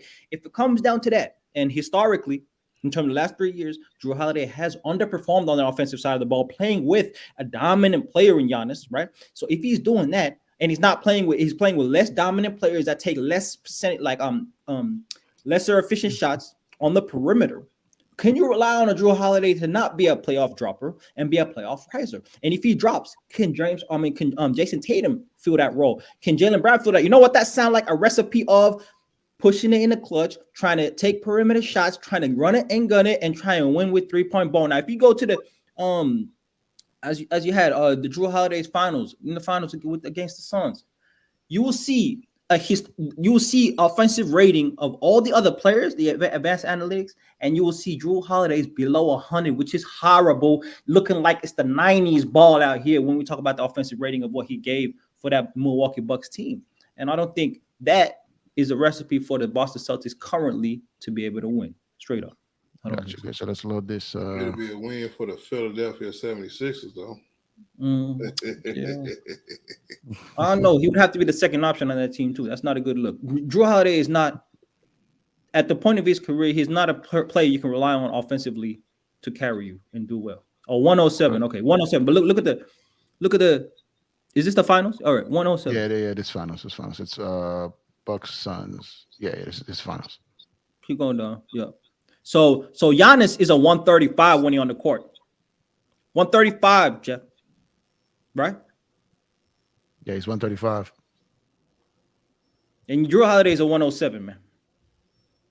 Yeah, dude. A defensive rating is a horrible stat, bro. Yeah, I know. I'm talking about offensive rating, and defensive rating really depends on who you're playing with as well, and the lineups. But this is one of the reasons why I hate analytics. Your best player is 135. That's like all-time great. I feel like analytics is ruining the game of basketball. It's a shortcut to disregard eye test. When they're used together, it helps. But like if you're using just one, I would trust like the eye test more on it. But sometimes, like I said, when you're used in conjunction, it's helpful. But just looking at a box score or looking at advanced analytics and doing all those stuff, yeah, you're doing yourself a disservice because it doesn't tell the whole story. But it does help you deep dive and get into it, stuff that you've already seen, to help you see stuff you might be missing. But I agree with you. Like if people that are balancing teams purely off these numbers, like if you went up to this and you just looked like, I literally had like sit here and talk to people, and then they try to bring up stuff, and they would hit me with like this dude's number, and he played 2 minutes. Like, yeah, 87. Like, bro, come on, you got to have context. Look over here. Like, you see what I mean though? So it's like when used in conjunction, Like, so we know that Giannis is a very good defensive player. So when we look at his minutes, look at the minutes he played, you look over and you see this number. Okay, that aligns with what you saw, right? So that is a little bit different. But I get what you're saying, Don, because like there are people, like I said, there are teams who build rosters strictly off this. Like they'll look at it and well, this guy had this, and then it's like then it fails because that number won't hold up because he's not playing with the same team he got that number with defensive rating wise. You know what I mean? Because really based on the stats that we've just looked at, the stats would tell you that Marcus Smart was better on the Boston Celtics than Jrue Holiday will be on the Boston Celtics if he gets traded. But my eye test tells me the opposite. My eye test tells me that Jrue Holiday will be a better fit on the Boston Celtics. Well, It just showed you that Marcus Smart played better in the finals than Jrue Holiday. That's all it really says if you look at the numbers. That's all I would take from that. Did you just say Marcus Smart played better in the finals? Yes, I said that. He shot better. Doesn't mean he absolutely played better. It's a difference, bro, because you're not taking everything into account. His defense. No. So how? Can I finish? Go ahead, bro. Thank you, bro. Thank you. You're not taking everything into account because you keep saying that because he shot bad, right? He had a better finals, right? But the other guy had more points, more assists, more rebounds, probably played better defense. What do you mean probably? We ain't doing no probablys. No, we can't do that. No, so you said he got more points, more rebounds, more assists, bro? That's what played better to you, mean? We going back to the more points, more rebounds? Got him a chip. Yeah, did you see what Giannis did? Hey, why are you going around in circles, Big Art, with the dumb shit, man? Why are you doing that, though? Come on, man. No. You got a ring. Why got a ring? Argue my points. You go to name. Bro, Marcus Smart went up against the dynasty Golden State Warriors, and Jrue Holiday went up against Devin Booker and the Phoenix Suns, bro. Put it in context. Hey, why are we doing that? Argue my point, though, bro. No. You put it in context. Put it correctly in context when you say the other guy got a chip. That's not a point. More points. He had more assists, more rebounds, right? But your argument is that he shot better, so Marcus Smart had a better finals. You're gonna have to stand on that. And to my point. More points, more rebounds, more assists don't mean you played better. Marcus Smart also plays defense. What? More points, bro. I don't know how many times I gotta say that, but more points, more rebounds, more assists don't mean you played better. I can have less production because I got less opportunity and lesser volume and still play better than you because I was more efficient with my lesser volume. That's very clear. And you can look at the game and watch that and understand that. Now, in that very year that Marcus Smart made the finals, right? In that very year, he was also Defensive Player of the Year candidate, right? So he was playing defense.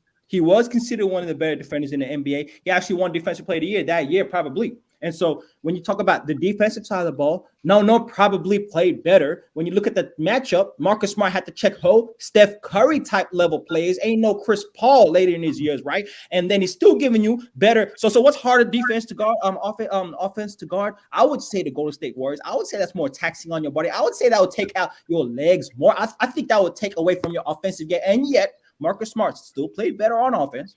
Still gave you more efficient numbers. Still gave you better numbers in terms of the efficiency. Because what's important is that when you're talking about role players, I agree with this. We're talking about second, third options. Role players, it's more important than volume is efficiency. The volume comes from the 35, 15, and 3 or 5 of Giannis. The best player in the team gives you the volume that's the most impactful. But for my role players, I need efficiency. I don't even care if you get it 4 times. I hope you hit 3 of those shots. It's way more important than a guy that goes 10 for 25 and he's the main guy. It's way more important than that. Nobody even talks about playing guys. Nobody talks about playing guys.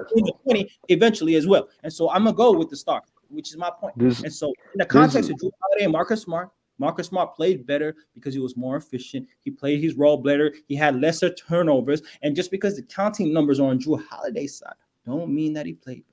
Straight up.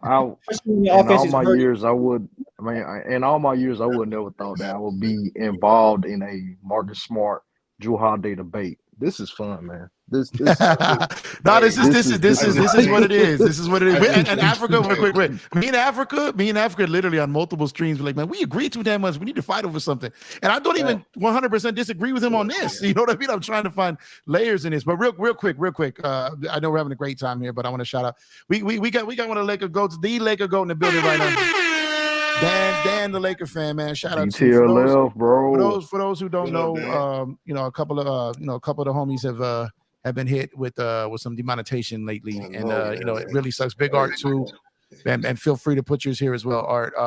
So what I want to do is, man, it's really important to support. These guys give us so much content. They give you guys so much content. A lot of you guys run to your YouTube, to your phones, to your computers to get your information more than you do regular TV shows, ESPN or the radio. Like the Big Arts, the Don the Kingpin, the Dan the Laker fans, the Young Africas. I'm just along for the ride with these guys, man. I look up to all these guys. You know what I mean? So at the end of the day, you guys support these guys during the good and during the bad, man. So definitely want to throw this up here real quick and make sure y'all pull, if you got your if you're watching on the computer, go ahead and pull out your phone and snap your Cash App and support the GOAT Dan, man. He's been great to me, man. He blesses me by letting me on his channel. He's made me a regular on his program over there and around the league. He's done endless gestures for me to help me and taught me so much in these YouTube streets, man. So make sure y'all support Dan and Art as well. Art, put out your Cash App too, because I know you've been hit recently too, man. Yeah. Hey, but I appreciate it, Empire, man. You a real one, bro. Always been since day one, bro.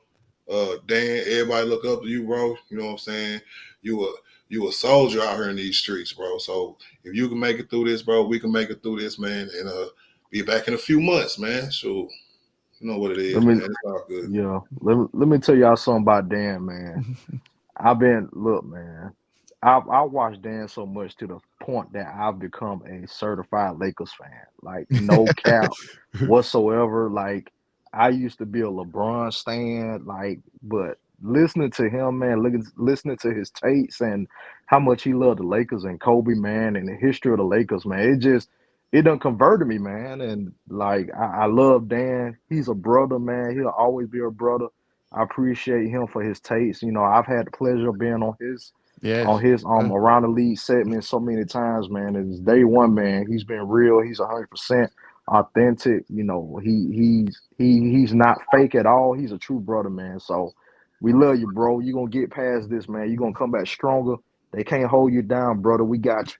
Big facts. Yeah, big facts. And then, like I said, everyone make sure go to support him as much as you can until he gets back, on his feet there. And it's gonna be staple. I'm gonna have his Cash App up here on my show, literally every night I'm on, because I owe him that. And you know what I mean. And he doesn't ask for this. It's just natural. You know what I mean? I always thought when people do for you, you do for them. And even if they don't do for you, if it feels right to do for them, you do for them. You know what I mean? And Dan has done plenty for me. He'll continue to do plenty for me. We got a true brotherhood. And I would do it for any of you guys. You know what I mean? So it's like I said, make sure to support Dan. Pull out your phone, snap that up. If you're on your phone already, screenshot it and get to it when you can, man. Just help your boy out until YouTube gets their stuff together and lets him back in on the monetization there. The guy puts in endless work, and you notice his work ain't gonna change. He's still gonna kill it, and he's gonna do it for free like he was getting paid to do it. I promise you that. And I've been saying I'm not worried about Dan. I'm really not, because I know Dan, I know his character, and I know his resolve. And I'm gonna keep saying I'm not worried about Dan, because Dan isn't worried about Dan. He's a real one. He's a soldier, and he go rise to the top once again. And so shout out to Dan, man. And we all love Dan, and just make sure try to support a brother whenever you can. And Art, like I said, you got hit with it too. So throw your Cash App out there as well, bro. Yes, sir. Yes, sir. I appreciate the Empire, man. Real talk, man. Yeah, so throw it in the chat, and I know we're having a great debate here, and we're gonna get right back to it. But I gotta pay homage, man, and it's a must. It's mandatory. You know what I'm saying? So good segue. So let's get back to this debate, and let's continue to honor this, and let's talk some good basketball and get back to this. Well, I'm gonna keep this up here for right now for the people right here. Support Dan, man. Let's go. All right, so back to this. So back to the portion of, and it's right. I didn't really think it was gonna come to the point where it was just when we talked about potentially Holiday being on the Celtics being scary, and everyone was saying that kind of, and Africa kind of threw a curveball out there. And I'm not really gonna lie, he's got me when I looked at those stats, and because I didn't see it off the top of my head, and that's why I didn't want to go. No, I'm not. Well, I'm not falling for it. What I'm saying is when you look at it, what I look at it as, I do believe, though, I still believe 100% that if you put Holiday, I think if we put a Holiday on that 2022 Celtics team, I think they still lose. So I will say that. I think they still lose. Still lose. So I'm trying to be real there. I think they still lose. But this is where I differ. This is where I trail off here. is I think that if you put Holiday on that team and Porzingis, I think they win. And that's what I'm looking at now. So I'm thinking and it backs to my point for my criteria for the duo. And that's my case on it. It's as strong as the secondary person. Holiday has never been a number one option on the team, and I'm not even positive he's been a legit number two. Because even when he was with AD, he was hooping, he was doing his thing. They weren't really going anywhere. I think Holiday is probably like a 2A or 3 on a chip team, which is what he basically was in Milwaukee. So if he's going to be like a 3.5, 4 on Boston, if that's your third to fourth best player with Brown, Tatum, Porzingis, and then you had Holiday there as an upgrade over Smart and Brogdon, I think that could be scary for Milwaukee. So that was back to our original point, but we can get back to debating the two because it's fun. And like I said, young Pac over here, man, he gets going. It's fun to listen to. So it's only right on the day that they arrested someone in Tupac Shakur's murder trial 30 years later. Oh yeah, 30 years later. It's good that young Pac is represented here tonight, man. Because can I say something about that real quick, Empire? Please, of course, man, of course. But I'm gonna warn you though, be careful because I can go on for hours about this. I'm out here. You know what I mean? I'm out here, and I'm in, and y'all know the basketball Jeff, but I'm telling you the hip hop Jeff is right at the same level, and that's another story for another day, maybe even another channel. But yeah, talk all you want about this because the man deserves it. But I know Africa's itching to get back to this debate. But yeah, go ahead and say real quick. Do your thing. Real quick. I'm 43. You're trying to run away from the pan. That's okay. I'm not, man. like Dame running for the ground. Yeah. Y'all know he Dame ran from the Hister hipster town. Yeah, he couldn't stand living in the hipster town. Yeah. Go ahead. I'm 43, right, man? So I still remember where I was at when Tupac got shot, right? When I was watching the fight. We used to have fight parties back in the day, right? I'm from St. Louis, right? So at the fight party, man, we all hanging out, kicking it afterwards. We get the news Tupac got shot, right? This whole time for 30 years, everybody knew how Tupac got killed. Yep. Right?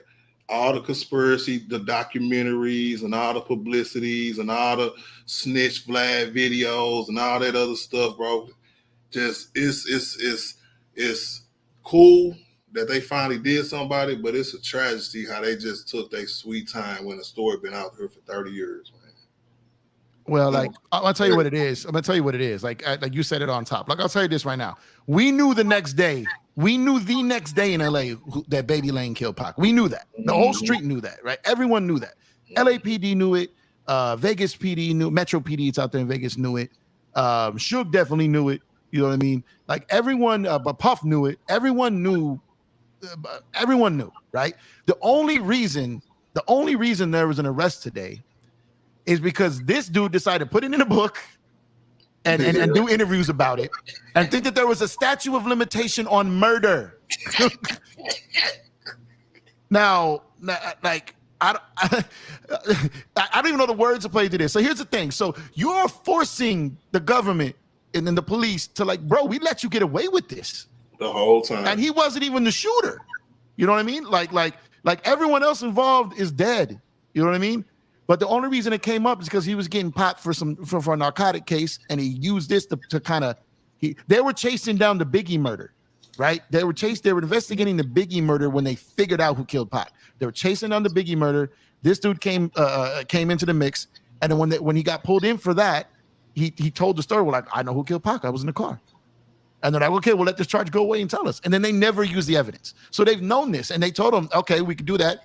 But then this dude just goes out and writes a book and does these interviews and acts like they're not going to come knocking on the door. Yeah. That's stupid. Like, can I give a shout out, sir? You can do whatever you want. Yeah. Oh man, Dan, the Lakers fan, man. Thank you, bro, for that $10 cash out, bro. I definitely appreciate you, man. Oh, like man. I said, you'll fill out her. And I got a Dan story, to be honest with you, bro. Like, okay. I've been a Dan, the Lakers fan for a long time, right? Ever since he just sit with the little poster board behind him, like he was in the living room or something. Yeah, right? yeah. You know what I'm saying? And Yeah. I even unsubbed and subbed to be his 10,000 subscriber. Hit him up. hit him up. You know what I'm saying? Like I was like the 10,000 subscriber. He hit me back instantly, showed me mad love, like I wasn't lying. You know what I'm saying? Yeah, man. And it was just, hey, man, you know what, bro? Hey, that's real talk, man. And shout out to my nigga Reds Dog. Me and Reds Dog go way back, bro. We've been through the fire, bro. You know what I'm saying? You know, it's hard. One thing I love about being a Laker fan, bro, is how hard it is, right? Yeah. It's tough because, you know, you got to fight battles every day, especially when you in the arena that we in, right?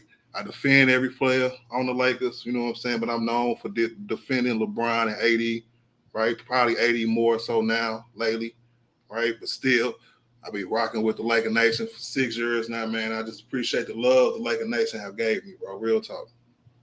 Yeah, don't know that. And make sure y'all hit Big Art's Cash App. I'm going to keep that up on the screen right now. So I'm going to put it up. I'll get your guys' comments up, and I'm going to keep it up there as well.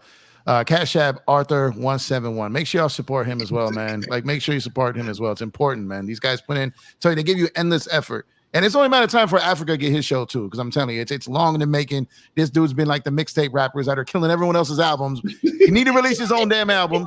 J. Cole. You know what I mean?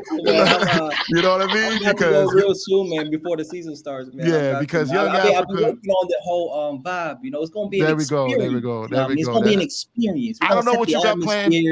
I know. I don't know what you got planned, but I'm going to petition the hell to be on that first episode. I do a lot with music as well, like multimedia. So it's going to be an experience, you know what I'm saying? And it's really just to experience basketball for myself in an interesting way, you know, and that's going to draw people over time naturally. But it's going to be interesting just for me because I do a lot of multimedia myself and study architecture. So it's like sharpening my own skill set too. So it's gonna be an experience. We're gonna set the atmosphere, you know what I mean? There's a lot of brothers that talk, you know, but shout out to the ladies, you know, we're gonna set the atmosphere. There we go. Man, what? Man, so you telling me you a big dog? There we go. Look at LL Cool Africa up here. Look at this right here. Look at this right here. You're about to get the Young Africa experience. But you know what's gonna happen? It's gonna be a problem though, because Cuba just pulled up and Cuba messes everything Oh my up, man. God. Cuba already catching bricks up here, man. Dog. Represent up in here, man. What's going on, Cuba, man? What's going on? My God, man, what's going on, man? Yeah. There we go. He made the list. There we go. This Cuba's first time pulling up to the show. He's usually, you know, causing problems, destroying everything in the chat, just breaking That's a damn things. lie. Bull in a China shop, you know, I mean, just destroying everything. Everywhere Cuba goes, problems follow. So I already know we're in for it tonight. Nah, what's up with you, Cuba? Thank you for joining, man. I appreciate you, bro. Yeah, man. Just, you know, decided to hop in, man. Oh, you're always in the chat, man. You up here saying that I start a lot of stuff, man. That's a lie, dog. Cuba just an entertainment guy, man. Shout out your channel, Cuba. Shout out to put your channel out there. Let them know where they can find you, man. I got to upload more. I ain't uploaded my 3 weeks. Wrong side there. That's happened when you want to run, man. It's hard, man. So I get it. Like, whoa, hey man, that wasn't me, man. The guy who y'all talked about it. Yeah, run down. Yeah. Don't Keefy D yourself, man. Don't Keefy D yourself. Don't do that up here. Hold on, I ain't gonna be on DJ Vlad. So, God, bro, what is wrong with him, man? Rundown Productions and Rundown Gaming, man. That's it. There we go. But yeah, I'm definitely go check him out. I can't wait to get the Young Africa experience. That sounds like it's gonna be wild. I can't wait to be part of that. Come on, man. Don't do that, Cuba. Come on. Come on now. That show's gonna be dope. I'm excited for my man to get his show up in here, man. Don't do that. See, Cuba already wrecking stuff. He just saying he don't wreck stuff, and he just read like, man. I'm saying, Jeff, you got to word that differently, man. That's all I got. Let's get we just shout out everyone. We just turned into a good thing. Cuba came up, derailed shit. So let's get back to let's get back to this debate. Were you listening to this debate, Cuba? Nah, what y'all talking about? Of course you were. Well, you were trying to find your sixth quarterback over there. Okay, that's cool. But don't make me depressed right now. So let's get back to it. Where do we leave off, fellas? Where do we leave off? We left off on Jrue Holiday. It's more about, essentially, in general, it's more about, you know, how you value players and what they do. Because I personally value from role players. This is a question to you, and Art can cook on it too. Is to you, Jeff, is when it comes to your role players, right? do you value efficiency or do you value the counting stats of the players? And especially when you're talking about third options, you're talking about fourth options, and there's a player that might give you high volume, low efficient production as a role player, or high efficient, low volume production, like Austin Man. Reeves. Yeah, so I like so that's an excellent question because I'm picky with my role players. To believe it or not, one of my favorite things I look for in a role player are the intangibles, the stuff that doesn't show up on the stat sheet, to be honest. So my type of role player, you can't even really judge by analytics other than their win shares and other than their like clutch time efficiency, right? So when you look at a player like and I'm not comparing these two similar. I'm just saying like what we've been blessed with. When you look at a player like a role player like Austin Reeves, when you look at a role player like a Robert Horry, when you look at a role player like a Derek Fisher, these guys can Austin Reeves cannot shoot the ball one time the entire game and still help you win. You get what I mean? Those are the type of things I look for in a role player. A star in their role, a guy that is capable of making a shot, but knows when not to shoot the shot. So if I could have a role player that takes 4 shots a game, plays tough defense, give me some rebounds, makes the right pass, hits his free throws, doesn't commit stupid fouls, give me that role player all day. But that's a role player. If you're talking about like my third or fourth player, it's a little different than a role player that's a higher level of responsibility. So you're not labeling Jrue a role player, right? I want to be clear on that. Or are you? I'm not specifically. No. Okay. So the question is just role player. But technically, I was kind of referring to the third and fourth guys that they do have a role in the team. They're not role players in terms of just like end of the bench guys. They have significant roles, but they're I think I would define them as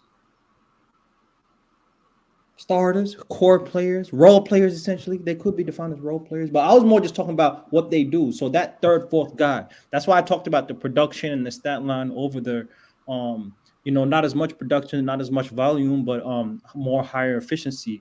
What would you value out of that? Like, do you want a guy as your third guy, fourth guy? Do you want a guy that's going to consistently give you 15 no matter what, whether he needs 15 shots for that 15, or do you want a guy that's going to be up and down but giving your team what he wants, always going to be efficient, always going to play the right way, but the counting stats ain't going to look like that every single game?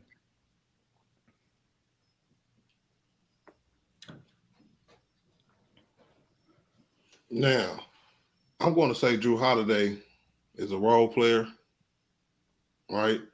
Because I haven't met the third option who wasn't a role player. Different degrees. Like, to me, even Marcus Smart was a role player, right?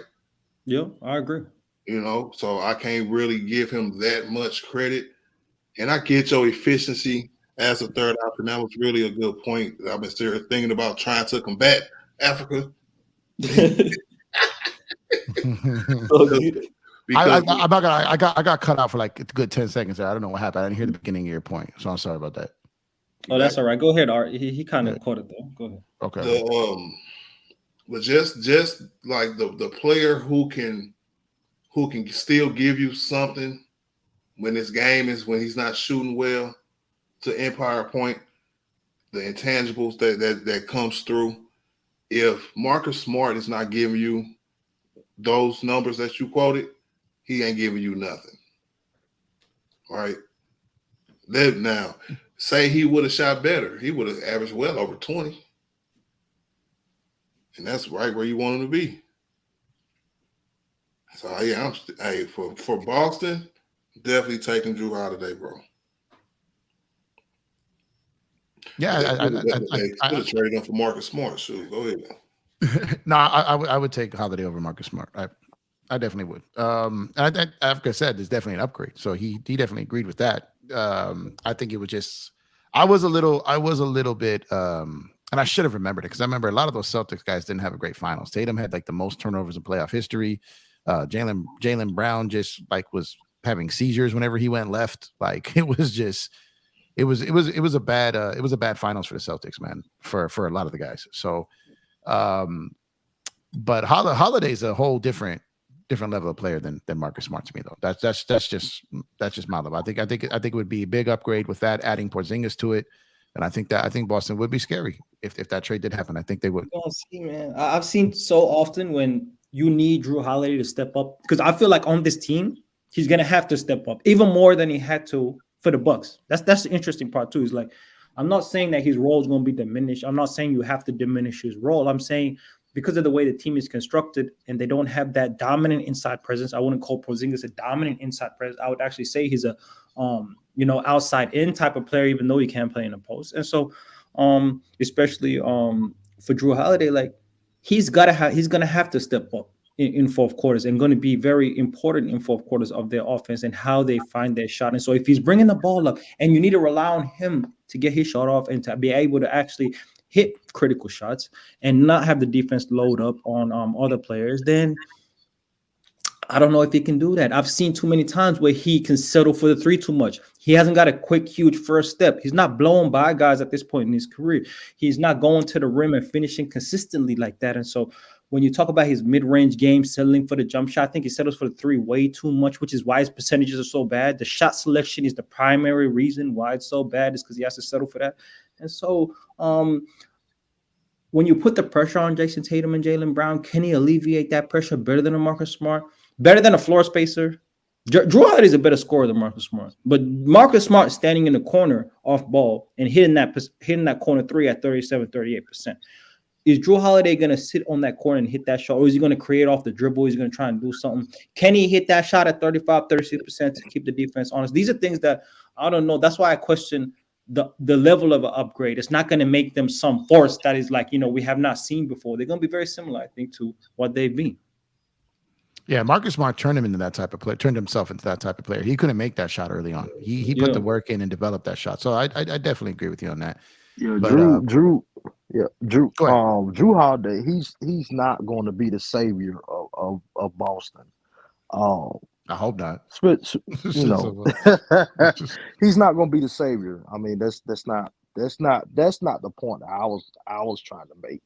Of course, at the end of the day, Jason Tatum, he is the leader of the team. Some may say Jaylen Brown's the leader of the team. I mean, that remains to be seen. But at the end of the day, I mean, what Jrue Holiday brings to that team, I mean, it can't be denied. It cannot be denied. And so, he's not going to be the first or second option on that team because they do have the pieces, to be able to contribute to the team. You got Jason Tatum, you got Jaylen Brown already, you got Al Horford there, you got Porzingis there, and you got Derek White there as well, and as well as Robert Williams.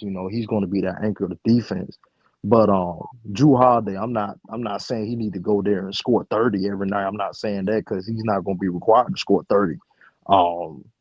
But he is going to be like Young Africa said, he's going to have to step up, especially on the defensive end, because that defensive end on in the guard position is definitely going to have to be shored up if they're going to be able to go far deep in the season. Yeah, no, I definitely see that. And then we got Dan pulled up in here. What's going on, Dan? Appreciate you pulling up, man. Dan. Hey, you guys show me so much love. I got to reciprocate, man. Man. How y'all doing, man? Are we good, Good, man? I'm brother. here talking basketball on a Friday night. No complaints. Yes, Interesting conversation. I'm loving it. Like Man. usually Empire Jeff TV is usually, like Africa said, a lot of times we agreeable a lot. So it's just been fun, man. I enjoy it. Absolutely, man. You guys are making some great points, everybody. There really is no wrong answer to this stuff. But yeah, man, that's an interesting debate. Jrue Holiday, is it Jrue Holiday versus Marcus Smart, right? This is the debate we're having right now. Yep. Yeah, it was kind of about, like, we were talking about the finals and just like the numbers, and just essentially really started the conversation was that Jrue Holiday, he really didn't play that great in the finals run, and in the finals, and in that playoff run, and I believe it was that he played well in what the conference finals, was it, guys? Yeah, conference finals against the Hawks, he played well. Yeah, he played well. Yeah, but then he kind of fell off a cliff in the finals, and Giannis was just so dominant. Not fell off a cliff, Jeff. Oh, come on. Not bad. He tripped on a boulder. He tripped on a rock. Yeah. I got a little dramatic with that take. You're probably right there, but Come on, Max Taylor, man. But he had one of the best defensive plays on Devin Booker, man, on their way to a championship. So he did. He absolutely did. And like I said, he had moments, and you can have guys, and we've seen this too. You could see guys who've had been completely terrible in the entire playoff series and then drop 50 or go for 40, have a huge game and turn the whole series around. So that one on Devin Booker was crazy. But the talk was pretty much, I think I kind of insinuated like that Boston would be scary if they got him. And then Young Africa his point was basically he didn't think Boston would be scary if they got him. And we kind of just been on that ever since. Oh, okay. Yeah. Really, the question, Dan, is like how much would the Boston Celtics improve, and does Jrue Holiday give him the improvement that they need? The weaknesses, does Jrue Holiday's skill set provide the to answer your strength question, and weaknesses? Go ahead. I'll tell you, to answer your question, I think Jrue Holiday on the Boston Celtics is a fucking nightmare. Like, I don't think anybody wants to see that in either the West or the Eastern Conference. That might be the piece. That might just be the piece. I know you might then look at it and say, well, they had Marcus Smart and they haven't been able to get over the hump. But remember, they made a very interesting acquisition this offseason with Kristaps Porzingis.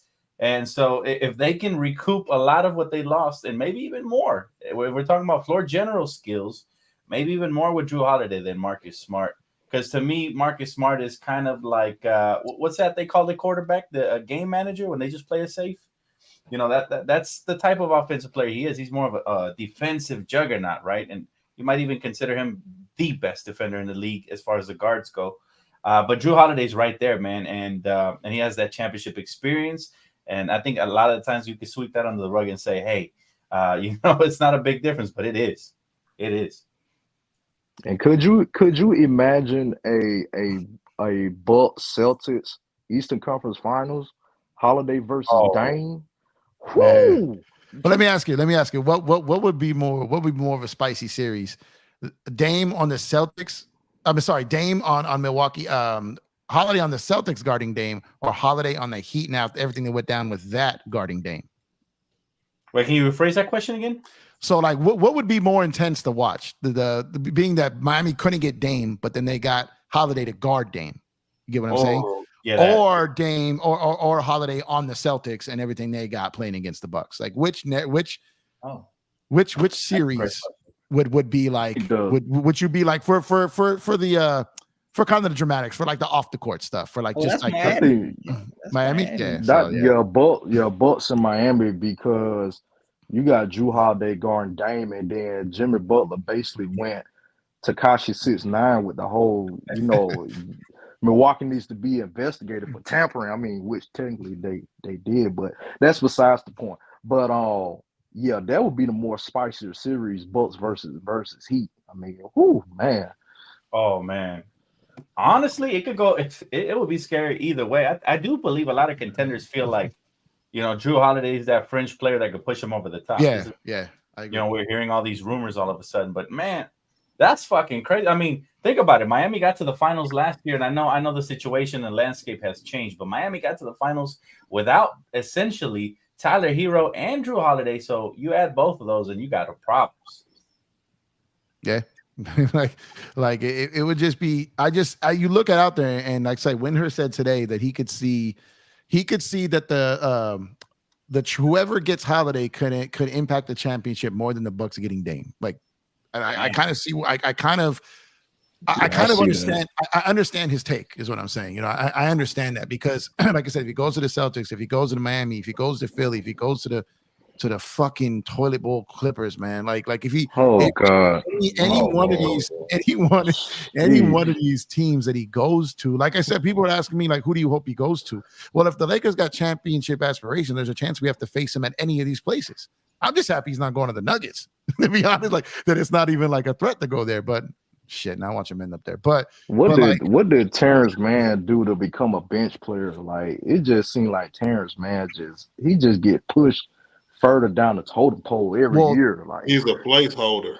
Yeah, but that's a good point to bring up real quick, though, because they have not offered him up in anything so far. They wouldn't offer him up to get they wouldn't offer him up to get Harden. I heard that the Clippers made a strong push, like real strong push at the end to try to get Dame. But they were too far down the road with Milwaukee, and then they passed on it and they did the Milwaukee deal. But do you think that they would give up? And I don't know what was offered, but do you think the Clippers would offer Mann? That they've offered him, they would not offer him for anyone. They would include him in any deal. Do you think they'd offer him for Do you think that they would offer him for Holiday? And if you're Portland, would you make that deal without Man? I mean, if you're going in the youth direction, man, you gotta have Man. Like you gotta have. I really don't see much that the Clippers can really offer outside of monopoly money, which they've been doing anyways the last couple of seasons. You know what I'm saying, for my man Jrue Holiday. But you know, it's gonna be interesting for sure, man. Let's see who's gonna finesse who. And do you guys actually think Drew's gonna get traded before training camp starts? That's the real question. So good. Glad you brought that up, because that was a question me and Africa we're kind of going back earlier. So I think he gets traded within the next 7 to 10 days. Young Africa made the point that he thinks it's better for them to wait for teams to get more desperate, maybe some injuries, maybe some teams aren't playing so great, and you kind of hold up and maybe you can extract more from a team. So that was kind of the two sides of it. I think it'll be within the next week or so, because I think his value to them is at his highest it ever will be now to trade. And I think there's too many people after him right now that are going to pay. So I think he gets moved within the next week. But Africa made a compelling point of how it would make sense maybe for them to wait. So Right. So what do you think, Dan? You know, yeah, I think. Listen, I think if they wait, you know, you're gonna get those starving teams, especially when maybe their roster isn't as powerful as they thought. Those are the guys that are gonna start turning, you know, every little rock that they can to try to, you know, become better. So I think Africa makes a great point, because if you think about it, if you think teams are hungry right now, mostly everybody likes their new roster, right? Heading into the new season. Very few teams still trying to make tweaks and changes. But if you wait till like, you know, December, January, that's when everybody gets hungry, man. And they all start throwing everything, you know, to try to get somebody like Jrue Holiday. I just hope we don't get in the midst. Please don't let us get in the midst. Like, Wait, I what? just- look, Wait, what? Dan, you know how Twitter gets, bro. You know how Twitter gets. No, I know. Let's trade D'Lo. Like, okay, Hey, he man. had a bad series. LeBron has had a bad series. I mean, Kobe has had a bad series. MJ himself has had a bad series. Everybody has bad games here and there, but all of a sudden, like, oh, let's trade. Like, no, give the dude a chance, man. Well, I hear your point there, and I second that. Let me mention one quick though. My only thing is this. Let me ask a two-part question here though. Okay, so and again, when Africa said that, and Dan says it now, I'm not. If I were the GM, I would probably take that approach. Like I said that earlier. If I was a GM, I would probably do that. But you just traded your franchise player. You're trying to extract everything you possibly can get out of him. They're saying they're going to get a minimum of 2 first-round picks for Holiday. That means through the Dame trade, you would have gotten at least 3 first-round picks, 2 pick swaps minimum. That's a great deal. Okay. So my question to y'all is this: you're gonna have to play him. You're not just gonna sit him on the bench and not play him. You're gonna have to play him. So what happens if he gets hurt? Ooh. What happens? You actually have him sit at home. Say The league won't let him. The league won't let him. The league won't let that happen now. You have to play him. No. Oh, So if you notice, if you pay attention to that player participation rule, they essentially threw that in there. A lot of people missed that part. It was kind of the John Wall rule. A lot of people missed that part in there. They can't send players home who are not hurt. Damn. Take that rest in. Yep. So he has to play. So you're going to be taking minutes away from your guards, even if he's only playing a few minutes. And Africa had brought this up again. Shout out to him. Guys aren't going to go in there for 5 to 10 minutes just to appease that rule and damage their averages. So he's going to have to play. He's going to have to play minutes, and you risk him getting hurt. That's a great point. Yeah, that's not something I was thinking about. That is definitely. How many more years does he have on the contract? That's the real One. question. This is his final year. However, unlike Harden, if you trade for him, you can extend him. But you have to wait. But you have to wait till February. You can't extend him yet. You have to wait till February. Is that Jrue Holiday? Holiday. You can't extend Harden. No one can extend Harden. He got 35 this year. He has a player option. But he's opting out of that. He's opting out of that because he's gonna sign somewhere or extend. Oh no, $37 million. Yeah, but he's gonna get over 60 on extension minimum. You know what I mean? So he's gonna even if he takes a short-term deal, he's getting more than 60. So he's definitely, barring injury, he's definitely opting out or extending. Oh, for sure, man. Oh my goodness. But like I said, but you roll the dice there if you're Portland. You got 2 first-round picks in your hand, pretty much guaranteed, and you're trying to get a little bit more. But if you're playing him, he slows down the growth of your young players, and he gets hurt potentially, and he's got some injury history. I don't know if I roll the dice on that. Like I don't know. especially That's now why. with- Play him, you know, you do you play him 30 minutes a game. You make him the first option on the team. You inflate his stats. You know what I mean? He gets the most volume he's ever got in his career. He is averaging those, you know, nice points that Big Art likes. You know, his stat line looking juicy. You know what I'm saying? So, you know, that's gonna go down, and somebody gonna bite on a overly inflated Jrue Holiday. You know what I I mean? heard that. Since we're doing pie in the sky real quick, man. say they do that all the way to December 15th. Then what? Then we trade him. All of a sudden, half of the league is available, man. I agree with Don. I do not want that. I don't want D'Lo feeling that pressure, man. He's already got Gabe over his shoulder. Ontario, I heard that before. Hey, let's not act like if we could trade D'Lo today for Jrue Holiday, we're pulling that trigger. That's not a question, Ontario. I mean, but That's the math don't math though. I mean, it'll be D'Lo and Brewery, man. No. No, with it. It would be so. No, it couldn't be just D'Lo. So it would pretty much be D'Lo, Prince, and like one of the minimum guys, probably Cam. Yeah. So that's I don't think that's enough money neither. It is because D'Lo. So D'Lo's contract can flex 7.5 up or down. So D'Lo's contract gets you to about 24 up to Mike Conley money. Then you throw Prince in there about 4.5, between 4.5 and 5, and then a minimum, and it's within 120%. So they could do it with those. They could do it with that. So well, if I'm Portland, I don't want that type of distraction going in the training camp. I'm trying to get rid of him. I'm trying to move him as soon as possible.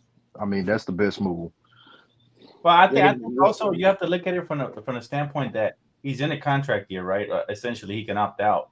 Most likely, he's going to want to get the big bucks. So I'm sure he knows you're on a tanking team, dog. You're not going to be diving on the floor for loose balls and shit, you know? And try to stay healthy at the same time, put up his numbers and get that pay, man. As long as some of those Solomon Hill his ass. Because like oh God. Oh man. Yeah. So I'm just saying it's a risk that they've got to be aware of, they got to be thinking about.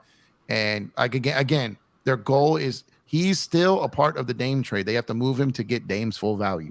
So that's my point. That's just my point. And the problem is I'm going back and forth on this in my own head. Like if I'm the GM, I would wait. But then I think I just talked myself out of that. So So hey, mark my words, Jrue Holiday is going to be a Celtic. I'm trying to tell you. Either a Celtic or Heat. It makes sense. It makes basketball sense. I agree with that. They have the best trade package. I just don't know if they're going to pull the trigger. I agree. What's the package? The package would be Brogdon, probably Pritchard, probably at least 2 unprotected first round picks, maybe a pick swap. Here's the thing, because they got so many assets, Portland is going to try to get more than they want to give. So it's not like I guarantee what's being leaked out here about the 2 first round picks. That's starting. They're waiting to see if someone offers 3. So so like they're sitting back like, can we get 3 first round picks? Maybe the third one's got some protection, a pick swap or this and that. Because it's legitimate that he could swing the championship. He could swing the championship. Like he could really impact this season for multiple teams. Jrue Holiday is not worth 3 first round picks, man. Come on. I'm not saying he is. I'm not saying he is. But if it's down to where Philly's offering 2, Clippers offering 2, let's say Philly's offering 2. And a lot of those guys can't go further than that. But the Celtics like, look, just to get this done, we'll give you the third, but it's lottery protected type of thing. You know what I mean? Like, so something like that could happen. You know, somebody said in the chat, Jrue for Brandon Ingram. Yeah, New Orleans. No way. No. I want to hear what Dan got to say about Philly. What do you think it's fit to be in Philly if he went to Philly? Man, it would be a great look for Philly, especially if they can involve James Harden in that package and ship his ass out. It's a 2-for-1 deal. You know, they could do that. The thing is, I'm starting to wonder, though, because these players have so much control where they get traded to, right? If he is in a contract year where he can opt out, if a team like, let's say, Boston or a team he doesn't want to be at trades for him, you know, is there a risk he could walk? And if so, how much does that impact how much they offer Portland? That could also factor into that. So, but I like the fit in Philly for sure. I mean, he's a lot more mature than James Harden. That's a fact. Well, that's true. I remember yesterday, Dan, that's where I predicted he goes. Yeah, you did. You did say Philly. And matter of fact, you said in a 3-way trade, right? James Harden to the Clippers, right? Yep. I said it before, yeah. So I want my credit for that because I said it before that all went on the internet today. I did say that yesterday. Yes, you did. Yeah, full credit to you, brother. But that's a good. Go ahead, Dan. I'm not sure it's the best fit. I like that Miami Heat fit probably the best, personally. I think Boston will already know that there's a chance that he could walk next off season, and I think they're willing to take that chance. I feel like they don't. It won't matter to them if he chooses to stay and extend the contract or go. They just trying to keep whatever window of championship opportunity they can. I mean, it's not going to fare well, but I mean, they can swing all they want. I don't think Boston will make a trade unless. Here's my thing: Boston is not a lot of players don't try to force their way to Boston. It's not a big free agent destination. It's not even a really big trade destination for players trying to force their way there. And correct me if I'm wrong, fellas. On the list that leaked for Holiday of teams that he would consider or wants to go to, I don't think the Celtics were on it. So if I'm the Celtics, I wouldn't trade for him unless he agreed to extend. Whoa, Jrue Holiday has a list of teams, bro. Is he even that level of a player? He does though, right? He does, ain't right? Even that guy, man. Huh? He does though, right? He does. Huh? Yeah. I'm not tripping, right? I thought I saw that. Like, I'm amazed that a player of his level, a third option on the team. We know he's a championship team, one of the better guards in the NBA, but he got a list now. He's right. I thought this was first option superstar type treatment that you can write a list and get that verified and validated. I didn't know that. Jrue Holiday could write a list and demand, which team he went to. I didn't know that. It's circumstances, Africa man. When you say the day before you're gonna be a Bucks for life, and then you be traded the next day, the team might be like, you know what? Give me a list. Like the teams I saw were the 2 LA teams. It was Lakers, Clippers, Philly. Damn, who was the other one? Was it Knicks? Miami. I think those were the 5. I think it was the 5. It was New York. It was Miami. It was the 2 LA teams, and it was Philly. No, Jeff, I just saw the list. Boston's actually on his list. Oh, okay, they are? Okay, cool. Yeah, it's Boston, Miami, both LA teams, and the Bulls. Let me be petty. Petty. If Jrue Holiday wants to go to Boston, we don't want him. I'm gonna say that. They can have that if that's the case. Man. Okay, cool. Thanks for clearing that up. For some reason, I don't know why I thought New York, but yeah, and I didn't have the Bulls in my head at all. So that's Yeah, we got Jaylen Brown and Jason Tatum trying to get out, and this brother's trying to get in. What's going on, man? What's going on? Hey, man, do you y'all think eventually Tatum will come to the Lakers in the future? Oh man, I don't want him. Nah, man. I don't want him. Tatum. Give me Jaylen Brown. I mean, man, come on, man. Give me Jaylen Brown. But I'll tell you this though, like there was he's been bigging up Boston a lot, like in publication and in the papers and a magazine. Like he's kind of like it kind of seems like he's ready to commit there, but we'll see this year, man. They just gave Jaylen all that money. If they let's say they don't make it to even the Eastern Conference Finals next season, and then let's say he doesn't sign that extension next summer, then things get interesting. So I don't know if the Lakers. I just know that the 2025 and 2026 free agency classes is going to be chunky. So like that's why the Lakers. That's why I don't even think the Lakers even make a play on someone like Holiday, because I don't think they're punting on those seasons. So like when Braun comes off the books, the Lakers are going to be a major destination, and that's why when people are talking about Trae Young and all this stuff, it's nothing against those players. I just don't think the Lakers are punting on their space for those type of players. They're winning. We're looking for A-listers over here, man. Yeah. They're looking for the They're looking for the rock stars. They're looking for the. Can I say something about Jason Tatum really quick? And I'm gonna come off as a hater, but that's all right. Go ahead. Listen. Jason Tatum, I'm sick of the overhype, man. Listen, he is a lot closer to Kobe Carl than Kobe Bryant.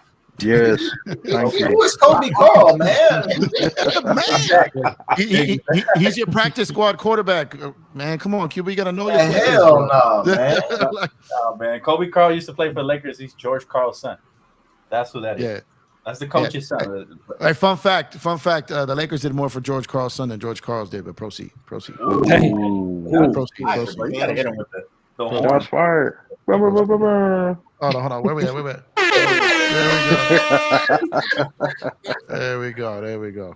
Nah, man, but Jason Tatum would be a nice addition. Real talk. I just, he seems like he's pledged his loyalty to Boston with that shirt he wore last season with Kobe Bryant wearing a Celtic jersey. Yeah, that's what turned me off. Yeah, that was that was the last straw for me. So now that Giannis, when Giannis was talking about get him some help, right? We was projecting to see maybe he might be leaving the Bucks since that's out the picture. Who's the post superstar to come play with AD to help us win more titles? Art, that's not out the picture. I'm gonna tell you this right now. That trade made it easier for him to leave than it did to stay. I'm telling you right now. I'm listening. I'm telling you right now. They have. Shout out to Angie B. She in the chat. Back me up on this, Angie. Give me some numbers right quick because we're gonna bless the calculus up in here real quick. Shout out to the brother graphic guy here, Chris. Shout out to Chris, man. What up, Appreciate Chris? you, bro. Shout out you, man. Appreciate it. I got your text right now. Dan, check your text, man. That shit fire. Oh, yeah. So what was I gonna tell you? But so look, Milwaukee has absolutely nothing they can do to improve this team. Nothing. They're about to be second apron. They can't get buyout candidates. They can't aggregate and trade. They can't move but they really can't do any other moves. You got Middleton signed. Dame is going to be 35 when Giannis's contract is up, and they have no way to improve the team. That was a win now move. I liken this to the LeBron effect when he's gearing up to leave a franchise. Extort them from all their assets to help you win a chip, which you should do as an A-lister, which you should do.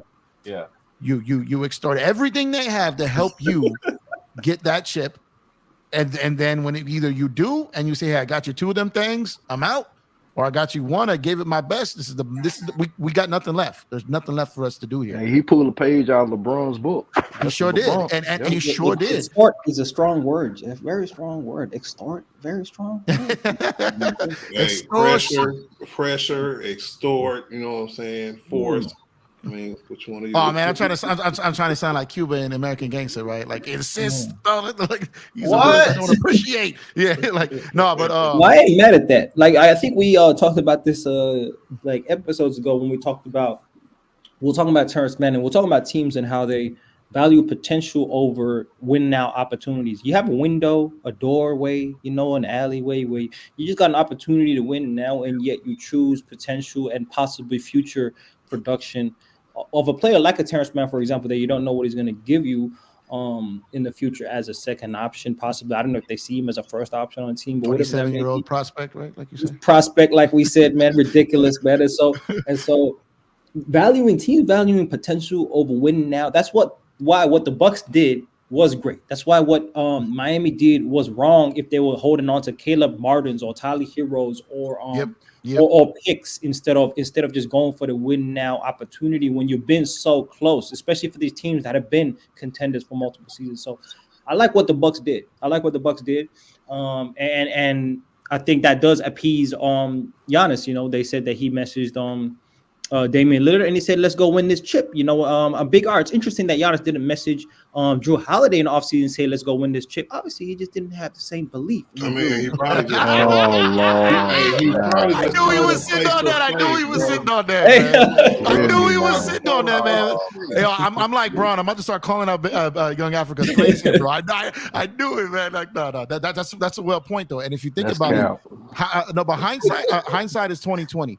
Giannis kind of low-key snuffed his coach and Holiday post the playoffs, man. And that whole rant that he did in that talk on that podcast and the whole publicity press run he did was him telling them to go get Dame is exactly what it was.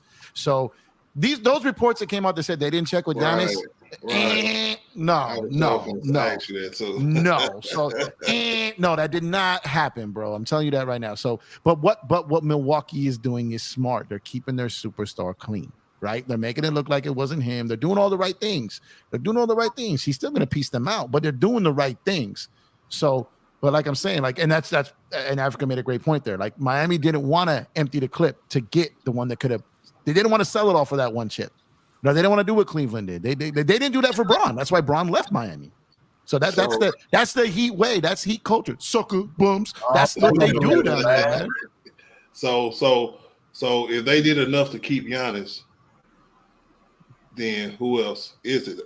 Well, let me say this though. Let me say this to add to that, and that's a great point by Young Africa. I'll tell you, that's what separates the great franchises from the good ones, right? Like teams like the Lakers, they traded all for championships. We don't give a damn. We're gonna replenish sooner or later, anyways. But to answer your question, what if Giannis doesn't win the championship? Giannis and Damian Lillard. What if they don't win it next year either? Then all of a sudden, it doesn't guarantee anything. So it's a lot of pressure on the Bucks to win now. This is why they did the trade, and it's no guarantees, right? We've seen this happen tons where they make a blockbuster trade, it doesn't work out, and the team just disperses. So and real quick, we got Lakers at 5 in the building, man. Shout out to DJ, man. I see you in here. See, over he's probably on the road, so he's got to mute it. What up? What's going on, DJ? Man. What's up, Empire Jeff? I see Big Art Sports in the building. You know what I'm saying? My homie Cuba. Oh my God, Cuba messing up everything, man. Hey, what's up, man? LF, Dan, the Lakers fan. I see you, Young Africa in the building. I see you. What up, man. DJ? What it do, man? Hey, Young Africa, man. You gotta hit me up. Email me, man. I want to talk to you about some beats, bro. Okay, man, definitely, man. I'm gonna send you some beats if you need any new cooking intro music for sure, man. I'll hit you up. I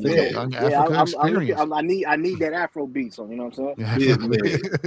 Hold on, man. Where the hell my beats at, man? Yeah, man, you just gonna mess them up, Cuba? That's a lie, man. But DJ, how much you've been listening to the debate at all or not? Did you hear this debate? I just pulled up.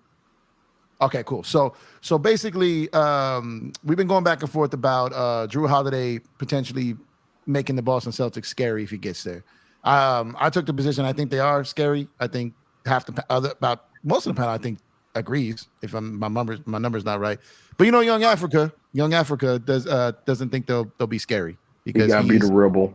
He's he gave points to back up his argument. Right. Basically, his points were saying that basically Jrue, didn't have a playoff run up to his standards, and he didn't have a great finals up to his standards. Had a good conference finals in 2021 when they won, but didn't have the same level of performance in the finals. Was his take. So my thing was that if you add Jrue Holiday to this Boston Celtics team, along with Porzingis that they've added, and even though their coach is an idiot and watches the town way too much, hopefully he's learned something, maybe, right? So. Do you think Boston would be scary if they added Holiday?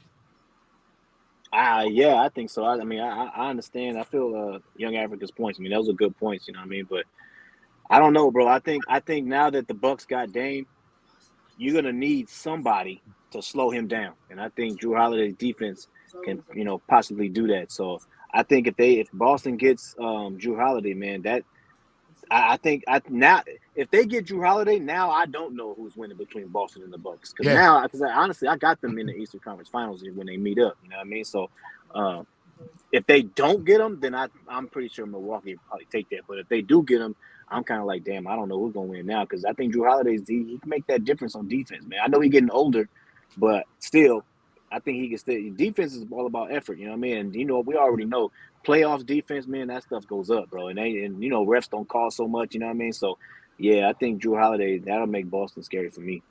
Gotcha. Now let me ask you the next question. I'm sorry, I didn't mean to run up Young Africa's beat price on you by putting that question out there like that. So, but on the other side of it, That's crazy. The next part of it is where do you think he ends up, DJ? What is the Lakers in 5 when you out there, bench pressing 600? You have these visions, man, and we know some of them we can't stand, but yeah, like with your Harden vision, but no, we're not doing this. Hey man, tell Dan the Lakers fan about the Harden to LA, man. No, he did. Like the last time they were on the panel, whatever. I told him one time's enough, DJ. Don't. Bench pressing 600 is crazy, man. Hey, just vibing right now. DJ over here looking like 60 Cent, bro. Like this is crazy. Bro. You got an extra dime on that piece, man. 60 Like man, he capital G unit, bro. Like, but I ain't never heard nobody say 60 cents. But DJ, if you had to put your money on it right now, where do you think he ends up, man? Man, I want to say Philly, Yes. but Okay. I want to say Philly, but if I'm man, I don't know, bro. Because Portland got a good relationship with the Clippers too, bro. Remember they gave up them players for pretty much nothing. No, but You know that what was I'm that was the old regime. They did have a good relationship with the Clippers, Oh, but they did. the Oh, two okay. dudes, both everyone involved in that is gone. Their GM who did Oh. that deal with the Portland, he's in Washington, and the Clipper people and the Portland people who that's all new. It's all those are whole new Okay. communications now. Good, because I do Yeah. not want to see him in the Clippers. That's Nah, good. none of us do. So it's Yeah. funny because when I was on Dan's show yesterday, and that was my prediction that he ends up in Philly in a 3-team trade that finally gets Harden to the Clippers. Yeah, that's exactly what I want to say. And I don't even know why Harden want to go to the Clippers. They already got freaking Russell Westbrook. Yeah, Ooh, I mean he just I forgot about that. yeah. So Well, one of them dudes are gone, man. Well, none of them. I mean, Russ can't be traded, so that can't even happen. And I doubt they're moving. They're not going to move like Paul George or Kawhi in that deal. Listen, So the Clippers are like a retirement home, man. It's where careers go to die. Baron God Davis. damn. Let's be real, man. Baron Davis. I mean, we ain't seen him since. Ever since he went to the Clippers, and the list goes on and on. Don't get me started. Yeah. I mean, why you think they got all them toilets for? Flushing them careers down that toilet, in fact. But one more question, DJ, because I'm trying to catch you up a little bit real quick. If you're Boston, and he could be a free agent and he does not commit to extend there, would you give up? Would you give up to put you over the top because you have more assets than anyone else? So let's say Miami offers 2 picks. Let's say Philly offers 2 picks. Let's say the Clippers offer 2 picks and a toilet brush. Let's say like any of these people come in with 2 picks. If you're Boston and if you throw that 3rd pick down, even in protected, maybe lottery protected 3rd pick, would you offer that if he didn't agree to extend with you? Would I offer the 3rd pick if I'm Boston? Hell yeah. So you'd offer 3 picks even if he doesn't commit to stay? Yes. Okay. That's what I said. I would, bro. I feel like if I'm Boston, and I don't like to say that, but if I'm Boston, I've been in the Eastern Conference Finals a few times and in the finals. I'm right there. I just need somebody to put me over the top. And now that Dame is in my freaking conference, I need somebody to slow his ass down. So Yeah. I'm like, man, I'm Boston.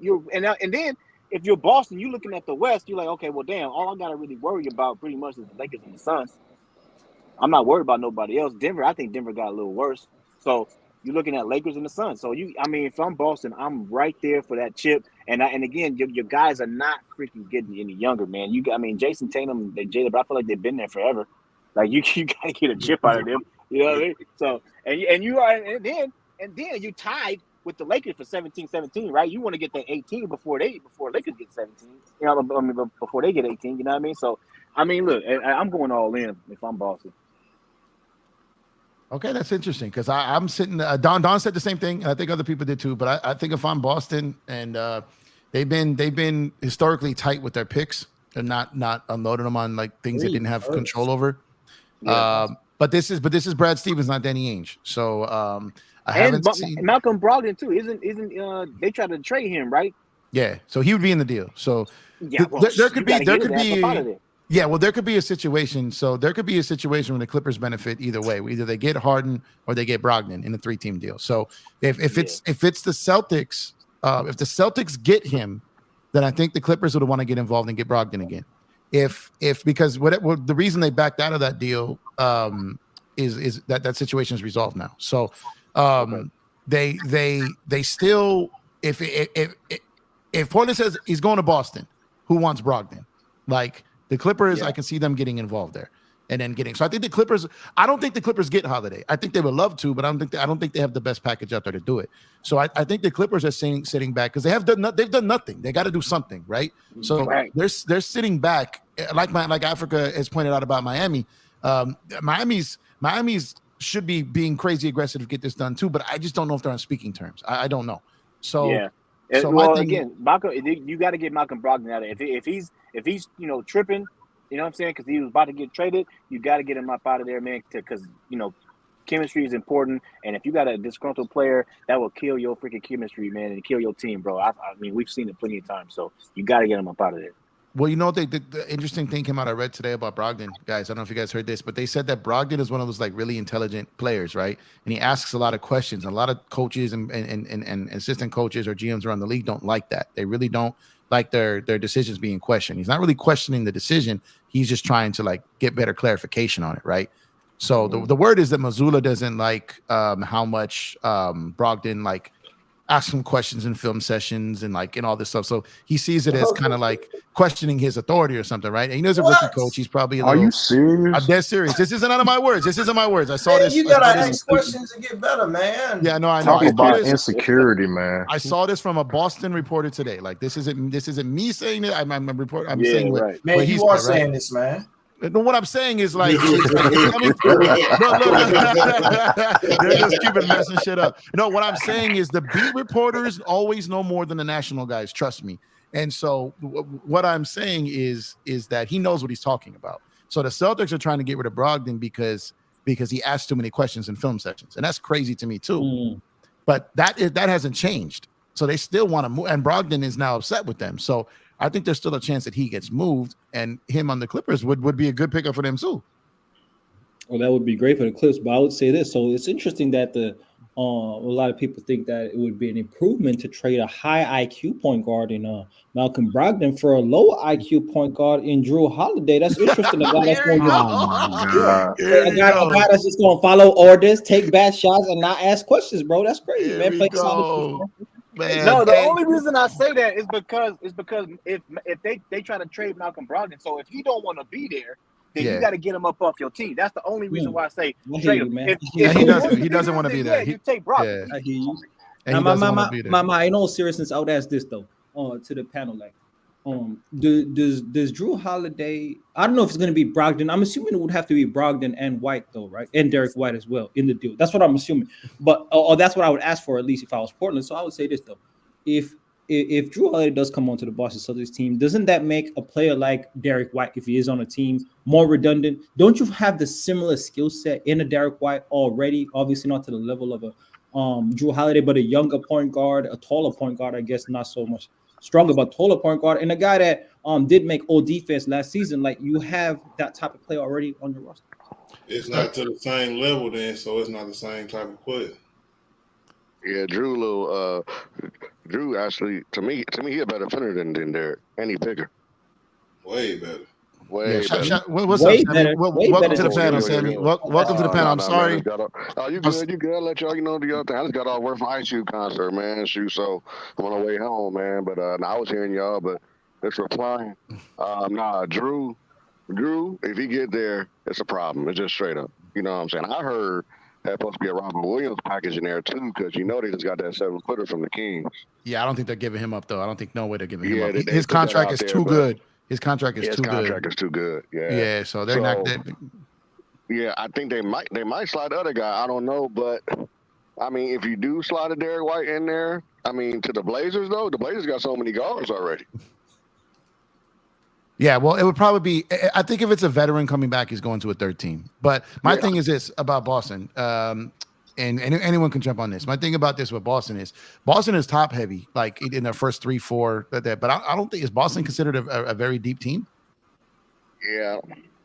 No, they're not. And Derek White. No, they're not. That's why I think they're going to try to keep Derek White. So I think it would be Brogdon. Probably. I got to look at the money. Angie, if you're still in the chat, let me try to build this up. It had to be Brogdon, probably Pritchard, and then let's see. They didn't sign any guys on exception. Probably Haslem from the Kings. You said what from the Kings? They signed that 7-footer from the Kings. Noma, he got a hard name, start with an N. Oh, okay. He's talking about Quetta. Yeah. Okay. Yeah. That's right. But I don't. But even with Brogdon and Pritchard, I don't think the money. There's going to have to be something else there. But I think they would try to get that done without Derek White if they could. So Brogdon is 22.5. So he is Brogdon. Oh yeah, Brogdon gets it done. Brogdon is 22.5. He's got a 7.5 kicker, that gets you up. That gets you up to 30. And then Jrue is what? I think Drew's and- at 20, then. Drew's at 37. 37. Oh, yeah. Oh yeah, I'll do it. Oh, I Jrue thought at he was 37. 35, but He's 30 I thought 35. he was 35. Okay, so I thought someone said 30. So what is Pritchard at? Let me load up Boston. I'm putting Angie to work. I'm lazy. I'm sorry, yo. Hold on a second. I'm here. Like, come on, man, do your work, man. I know. Kuba comes in here and all of a sudden I unlearn everything, bro.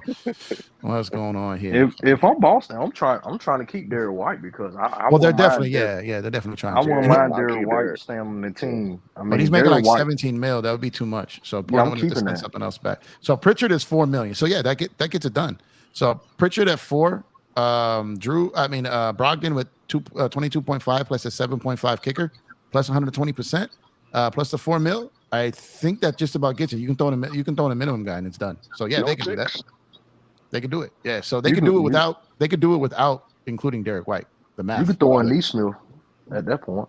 Yeah. Throw in Neesmith. So they could do it and keep Derek White. That it would improve their depth, because you're essentially swapping Holiday for Brogdon, and Pritchard didn't get a ton of minutes last year anyways, and you got to do it out there like Cam Payne who can fill that role. So it's like I think that makes Boston deeper. And they got 2 extra big men besides Porzingis and Al Horford. They got the 7-foot in old boy, and they got Robert Williams. So they stacked in the front court. Yeah, they just. I like Derek White. Like I think Derek White is a really good player, like to have on your team. But I don't think he's your starting point guard. Like No. yeah, Drew's the star point guard. But that's what Derek White is slighted right now. So it's like if you're Boston, you're going into the season with Derek White as your starting point guard. Like I think that's. I like Derek White, but I don't know. I'd rather him off the bench if it were me. Yeah, I'd rather go for Jrue. I ain't gonna cap.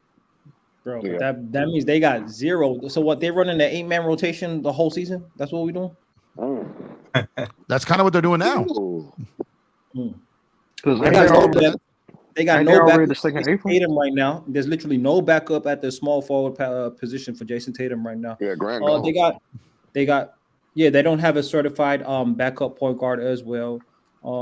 They like Peyton Pritchard, maybe, I don't know. We haven't seen a lot of him. Malcolm Brogdon for now, but he's meant to be backing up Jaylen Brown, I'm assuming. So, like, when you look at the team, the backup to Porzingis is somebody like Al Horford maybe, or O'Shea Brissett after that. Like, what are we doing, man? So at the end of the day, look, this team is top heavy. They're going to rely on all these guys at the top 5 of their position, right? And so if that's the case, like last season, and we saw that, I don't think that's a recipe for winning in the modern NBA. Depth reigns supreme over top-heavy talent. And then, will Kristaps Porzingis be happy with 11 shots a game some of the time? Will Jaylen Brown be happy when he's not seen in the offense, when Jrue Holiday's feeling it during that game? When Jason Tatum's cooking and going for 45, 50, and everybody else ain't really getting their touches, how's that offense going to look and function? Is going to be interesting to see. Robert Williams is going to average 3 points per game this season. He's going to be mad as fuck. So I don't know what's going on, man. I don't know.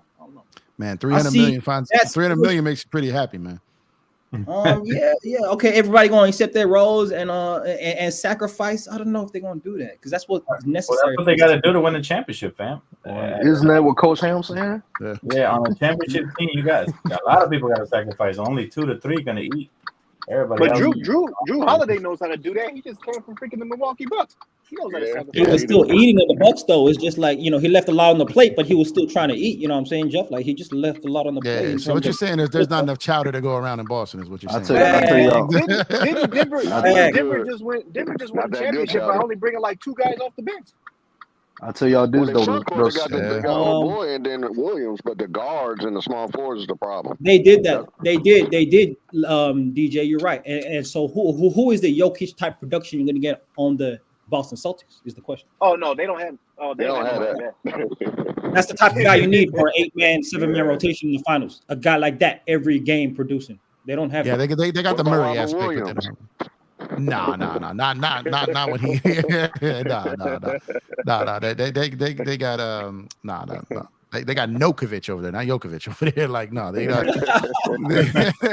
they got, and that's if, and this is a big if. That is a big if. I like Porzingis, I always have, but his knees don't like him. So it's like, them knees ain't good. Yo. Yeah. So I forgot who said it. So chat, give this dude the credit. Was it Bloodhound? When someone called Kawhi, they called Kawhi Ligament Leonard the other day. Oh my they god! crazy. That's a damn shame.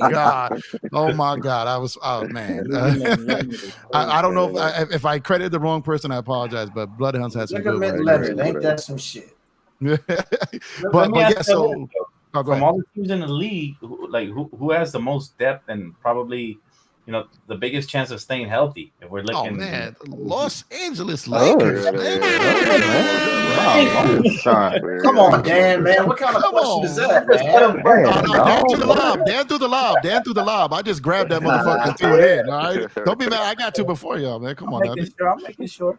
So Dan was D-Wade, you was LeBron catching the lob.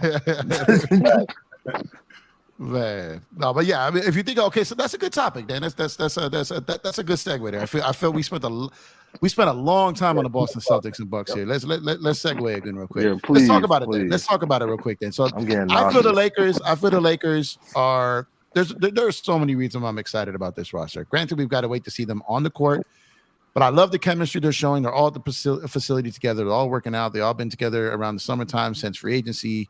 Everything's going great for them, right? This is the first offseason in a while. There's been no drama. Like, everything's lining up great, right? But you're sitting there, you're looking at this depth. I love the age bracket they're in because, like I said, there's a lot of places in the league that you don't want to be in the middle. But when it comes to age, that's where you want to be. You don't want to be too old. You don't want to be too young. You want to be right in the middle, and that is exactly where the Lakers are. So when you've got that, you've got depth.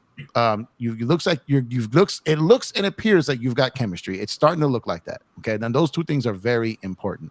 So when you got depth, you've got chemistry, you've gotten younger, you've gotten better, you've gotten deeper, you've gotten more shooters. This is the deepest roster LeBron's ever had as a Laker. This is the most floor spacing LeBron's ever had as a Laker.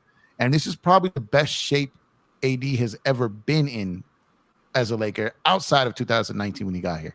So when you combine all that together, what other team out there even has the depth, the chemistry, and two players like AD and Bron? Who has that? That's a great question. Let's see. I'll say Denver. Yeah, I'll say Denver. Yeah. But 1 through 10?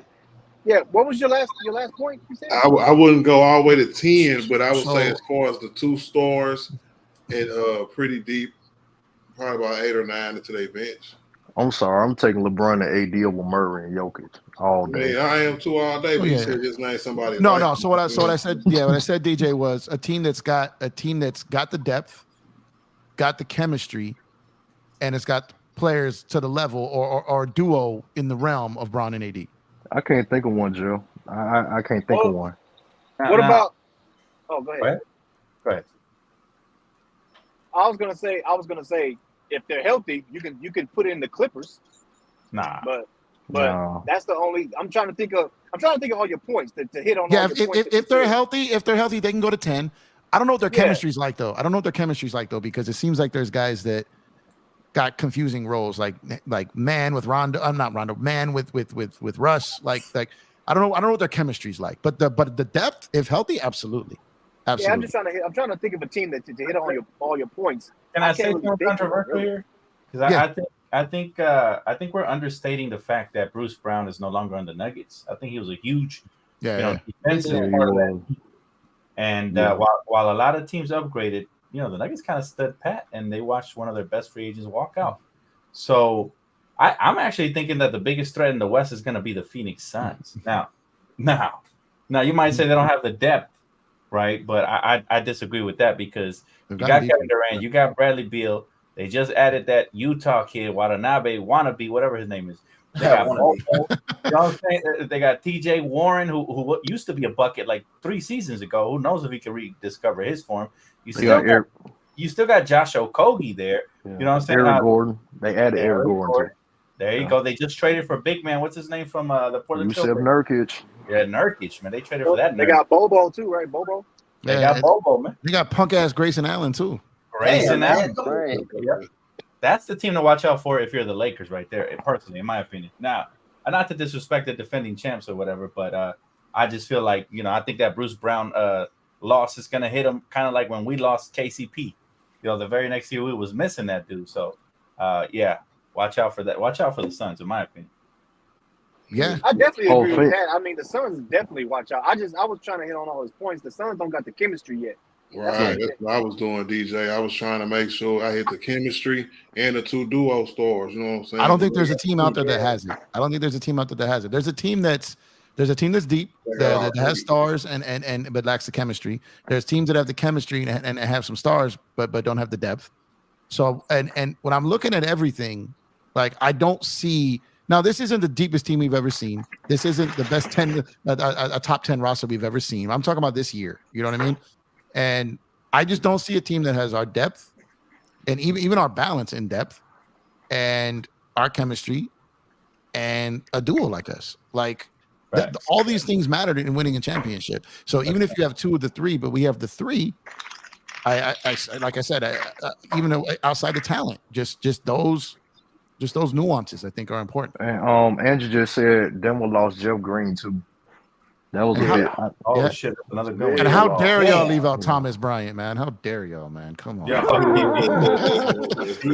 dare y'all, at least Miami got a consolation prize. There you go. Let me tell you something about TP. He's the best cheerleader since Robert Sacre, man. Give that man his respect. Hey man, the beat for real. Robbie P. He won the whole off season and the draft. Like, he knocked it out the park. I've been on the consensus to run it back ever since he made that trade for D'Lo, Vando, and Beasley and Rui. I said run his team back, trim around the edges. He did just that and more. I am definitely excited for this upcoming season. And like Andrew said in the chat, I think some people are underestimating the contribution that Taurean Prince is going to bring to this team, man. 3 and D wing, and it's going to be good to see. Especially, it's going to be good to see the improvement that Vando has made. 6'11" wing. Sheesh. Yeah, man. If he Wait, is that true? Yeah, he grew. Yeah, he grew a couple inches. And at his age, that was a little shocking. But that man went to China, did some knee surgery, man. I want to hear that. man. Yeah, you're gonna grow up 25. Let's hope he didn't go to let's hope he didn't go to Kawhi's doctor, bro. Man, ligament letter. Look, if he come out the court wearing New Balances, I'm gonna be scared. Oh man. Hey, honestly, as long as you don't come out with Big Baller Brand, I'll be okay, man. Man, he gonna come out Converse, nigga. Man, never lost. Man, I gotta say something though, because we've been giving a lot of flowers to Robbie P, and rightfully so, right? He's been killing it, man. The Rob father. But let's not forget that the cachet and the franchise was reestablished by Mr. Magic Johnson Irvin, man. Yes. From the moment he came back and walked back in that door, he made us a landing destination once more.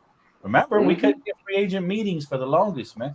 And now look, now we're getting the Christian Woods of the world. They wouldn't even look at us 10 years ago, 7 years ago. They wouldn't even look our way, man. So, we went from Mitch Dumbass and Jimmy the horse racer. What's his name? Jim Buss to horse racer. Remember we had a bartender as our scout. Remember that? Remember the bartender scout? Remember that? Oh my God! Yeah, I remember that, a lot of people don't remember those days, man. Come on, Cuba, dark man. Days, Like, those the magic, man. Yeah, those and on top of that, and that's an excellent point. And on top of that, shout out to Kobe Bryant for recommending Rob to Genie and Magic to get that done. So see. Like legends stick together, you know what I mean? Yep. So and that's what it was. And I don't remember who said this in my chat. Not in my chat, it was a comment. And I know me and Dan have talked about this before. But like when someone said that Rob Pelinka was Kobe's last gift to us. Yeah. And So it was like it was when you think about it, like Kobe wasn't gonna be around just some dude who didn't put the work in. That dude that wasn't, chasing excellence. That dude, is he gonna make mistakes? Yeah, Kobe made mistakes. Like Kobe had bad stretches, but the guy was gonna put the work in and do what he had to do to get us back to where we needed to go. And shout out to Clutch and shout out to Bron for basically saying, "Hey, throw us one Clutch dude on a minimum, and we'll get out of your office." You know what I mean? Hook us up with Reddish, and we'll go from there. And they let Rob and Genie and those guys do their. I'm sure Bron, AD, and those guys, and Rich Paul. I'm sure they helped with recruiting and all that, and Austin Reeves and all that. But they let Rob do his job. You know what I mean? Mm-hmm. And so, and by doing so, we now have LeBron James, Anthony Davis, Rob Pelinka, Austin Reeves, and Darvin Ham. We have 5 massive recruiters now. And I don't think people understand that.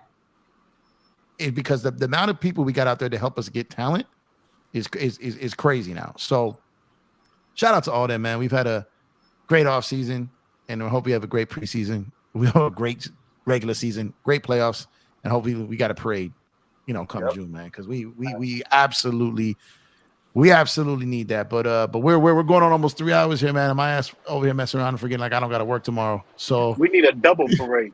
Yeah, we definitely need a double parade. But I'm actually sacrificing myself because today is officially me and my wife's 6-year wedding anniversary. Oh man, happy anniversary to you, man. Appreciate it, y'all. She in the other room asleep, so I took this chance out to come on. Yeah, I'm about to say, because I done seen the other side of this many times where she showed up. You had to get off the camera. So the dark side. So but no, make sure she really asleep. Make sure there's no knives under the pillow. Nah, she's gone. She's gone for the night. I made sure of that. So I said, let me go ahead and dip off real quick. Yeah, I'm gonna shut it down. And then, honestly, shout out to all y'all, man. I'm not gonna lie, man. I've been shout out to DJ. I ain't gonna lie, but I'm absolutely not gonna lie. I've been hesitant to have this many people on the panel because I didn't want it to get crazy. But shout out to you fellas, man, for coming correct, letting everybody get their points across, debating respectfully, and that's what my channel is about. I don't want to be one of those where everyone's yelling at each other. So shout out to y'all for holding out an incredible argument. Y'all were the star of the show today. I was a guest on my own show. Y'all rocked this shit today. So I appreciate y'all. Y'all incredible. Y'all welcome up here anytime. And now y'all give me confidence to have a little bit of a bigger panel. And we got brothers like this rocking out here. So we had great minds on here, man. You know what I mean? We had Young Africa. We had Big Art. We had Dan the Laker fan, man. We got Dontario. We got Lakers in 5. We got Sammy, and man, we even got Cuba. So come on, man. Like we got. Oh man, why you say Shout out to the chat, man. We see the same chat everywhere, man. Y'all show up, you show out for Laker Nation. We appreciate y'all. Make sure on your way out, because let me know. Matter of fact, let me go and do this real quick. Let me take mine off the screen because it's not important right now. Let's go over here. Y'all make sure y'all go over here, and y'all make sure y'all support Dan the Laker fan and Big Arts on their Cash App. As you know, the channel needs your support right now. It's extremely important. Make sure you take care of these two brothers, man, because they're the best of the best at what they do. Laker Nation, they've been holding you down forever. Art ain't even from LA, man. He representing Laker Nation in St. Louis, man, and the Arts over there, man. He over there in Missouri representing Laker Nation. Show this man some love, man. Yeah, man. Also at Rundown Young Africa and Rundown Productions. Shout out to Rundown Production. Everything going wrong over there. Shout out to Cuba. Get your ass back online and do some videos, man. Come on, man. Cash App going. Rundown Productions on the Cash App. Oh, sorry, it said GOAT Season 227, dog. My bad, dog. Hey, that was what it was right there. Yeah. There we go. Everybody subscribe, man. Hit that like button, subscribe, y'all. Jeff, please send me $100, man. Got you, man. But I appreciate y'all, man. No, seriously, no, thank you though. Like I said, I've been hesitant to have a panel this big on my show. Y'all gave me confidence, and y'all help me grow my channel every day. Y'all make me smarter. Y'all make me sharper. Y'all make me better at this game. So I appreciate every minute spending talking basketball with you guys. It's an honor and a privilege. I mean that from the bottom of my heart. Real talk. Hey man, it's an honor for you to help. Thanks for having me up here, Joe. Appreciate y'all, man. No doubt. So y'all have a safe night. I'll probably be back up here tomorrow night at some point. If anyone feel, pull up, we'll talk some more hoops. So I appreciate y'all, and y'all have a good Friday night, Saturday, wherever you are, and y'all be safe, man. Hey Chris, I ain't no troublemaker, man. What you talking about, dog? All right, y'all.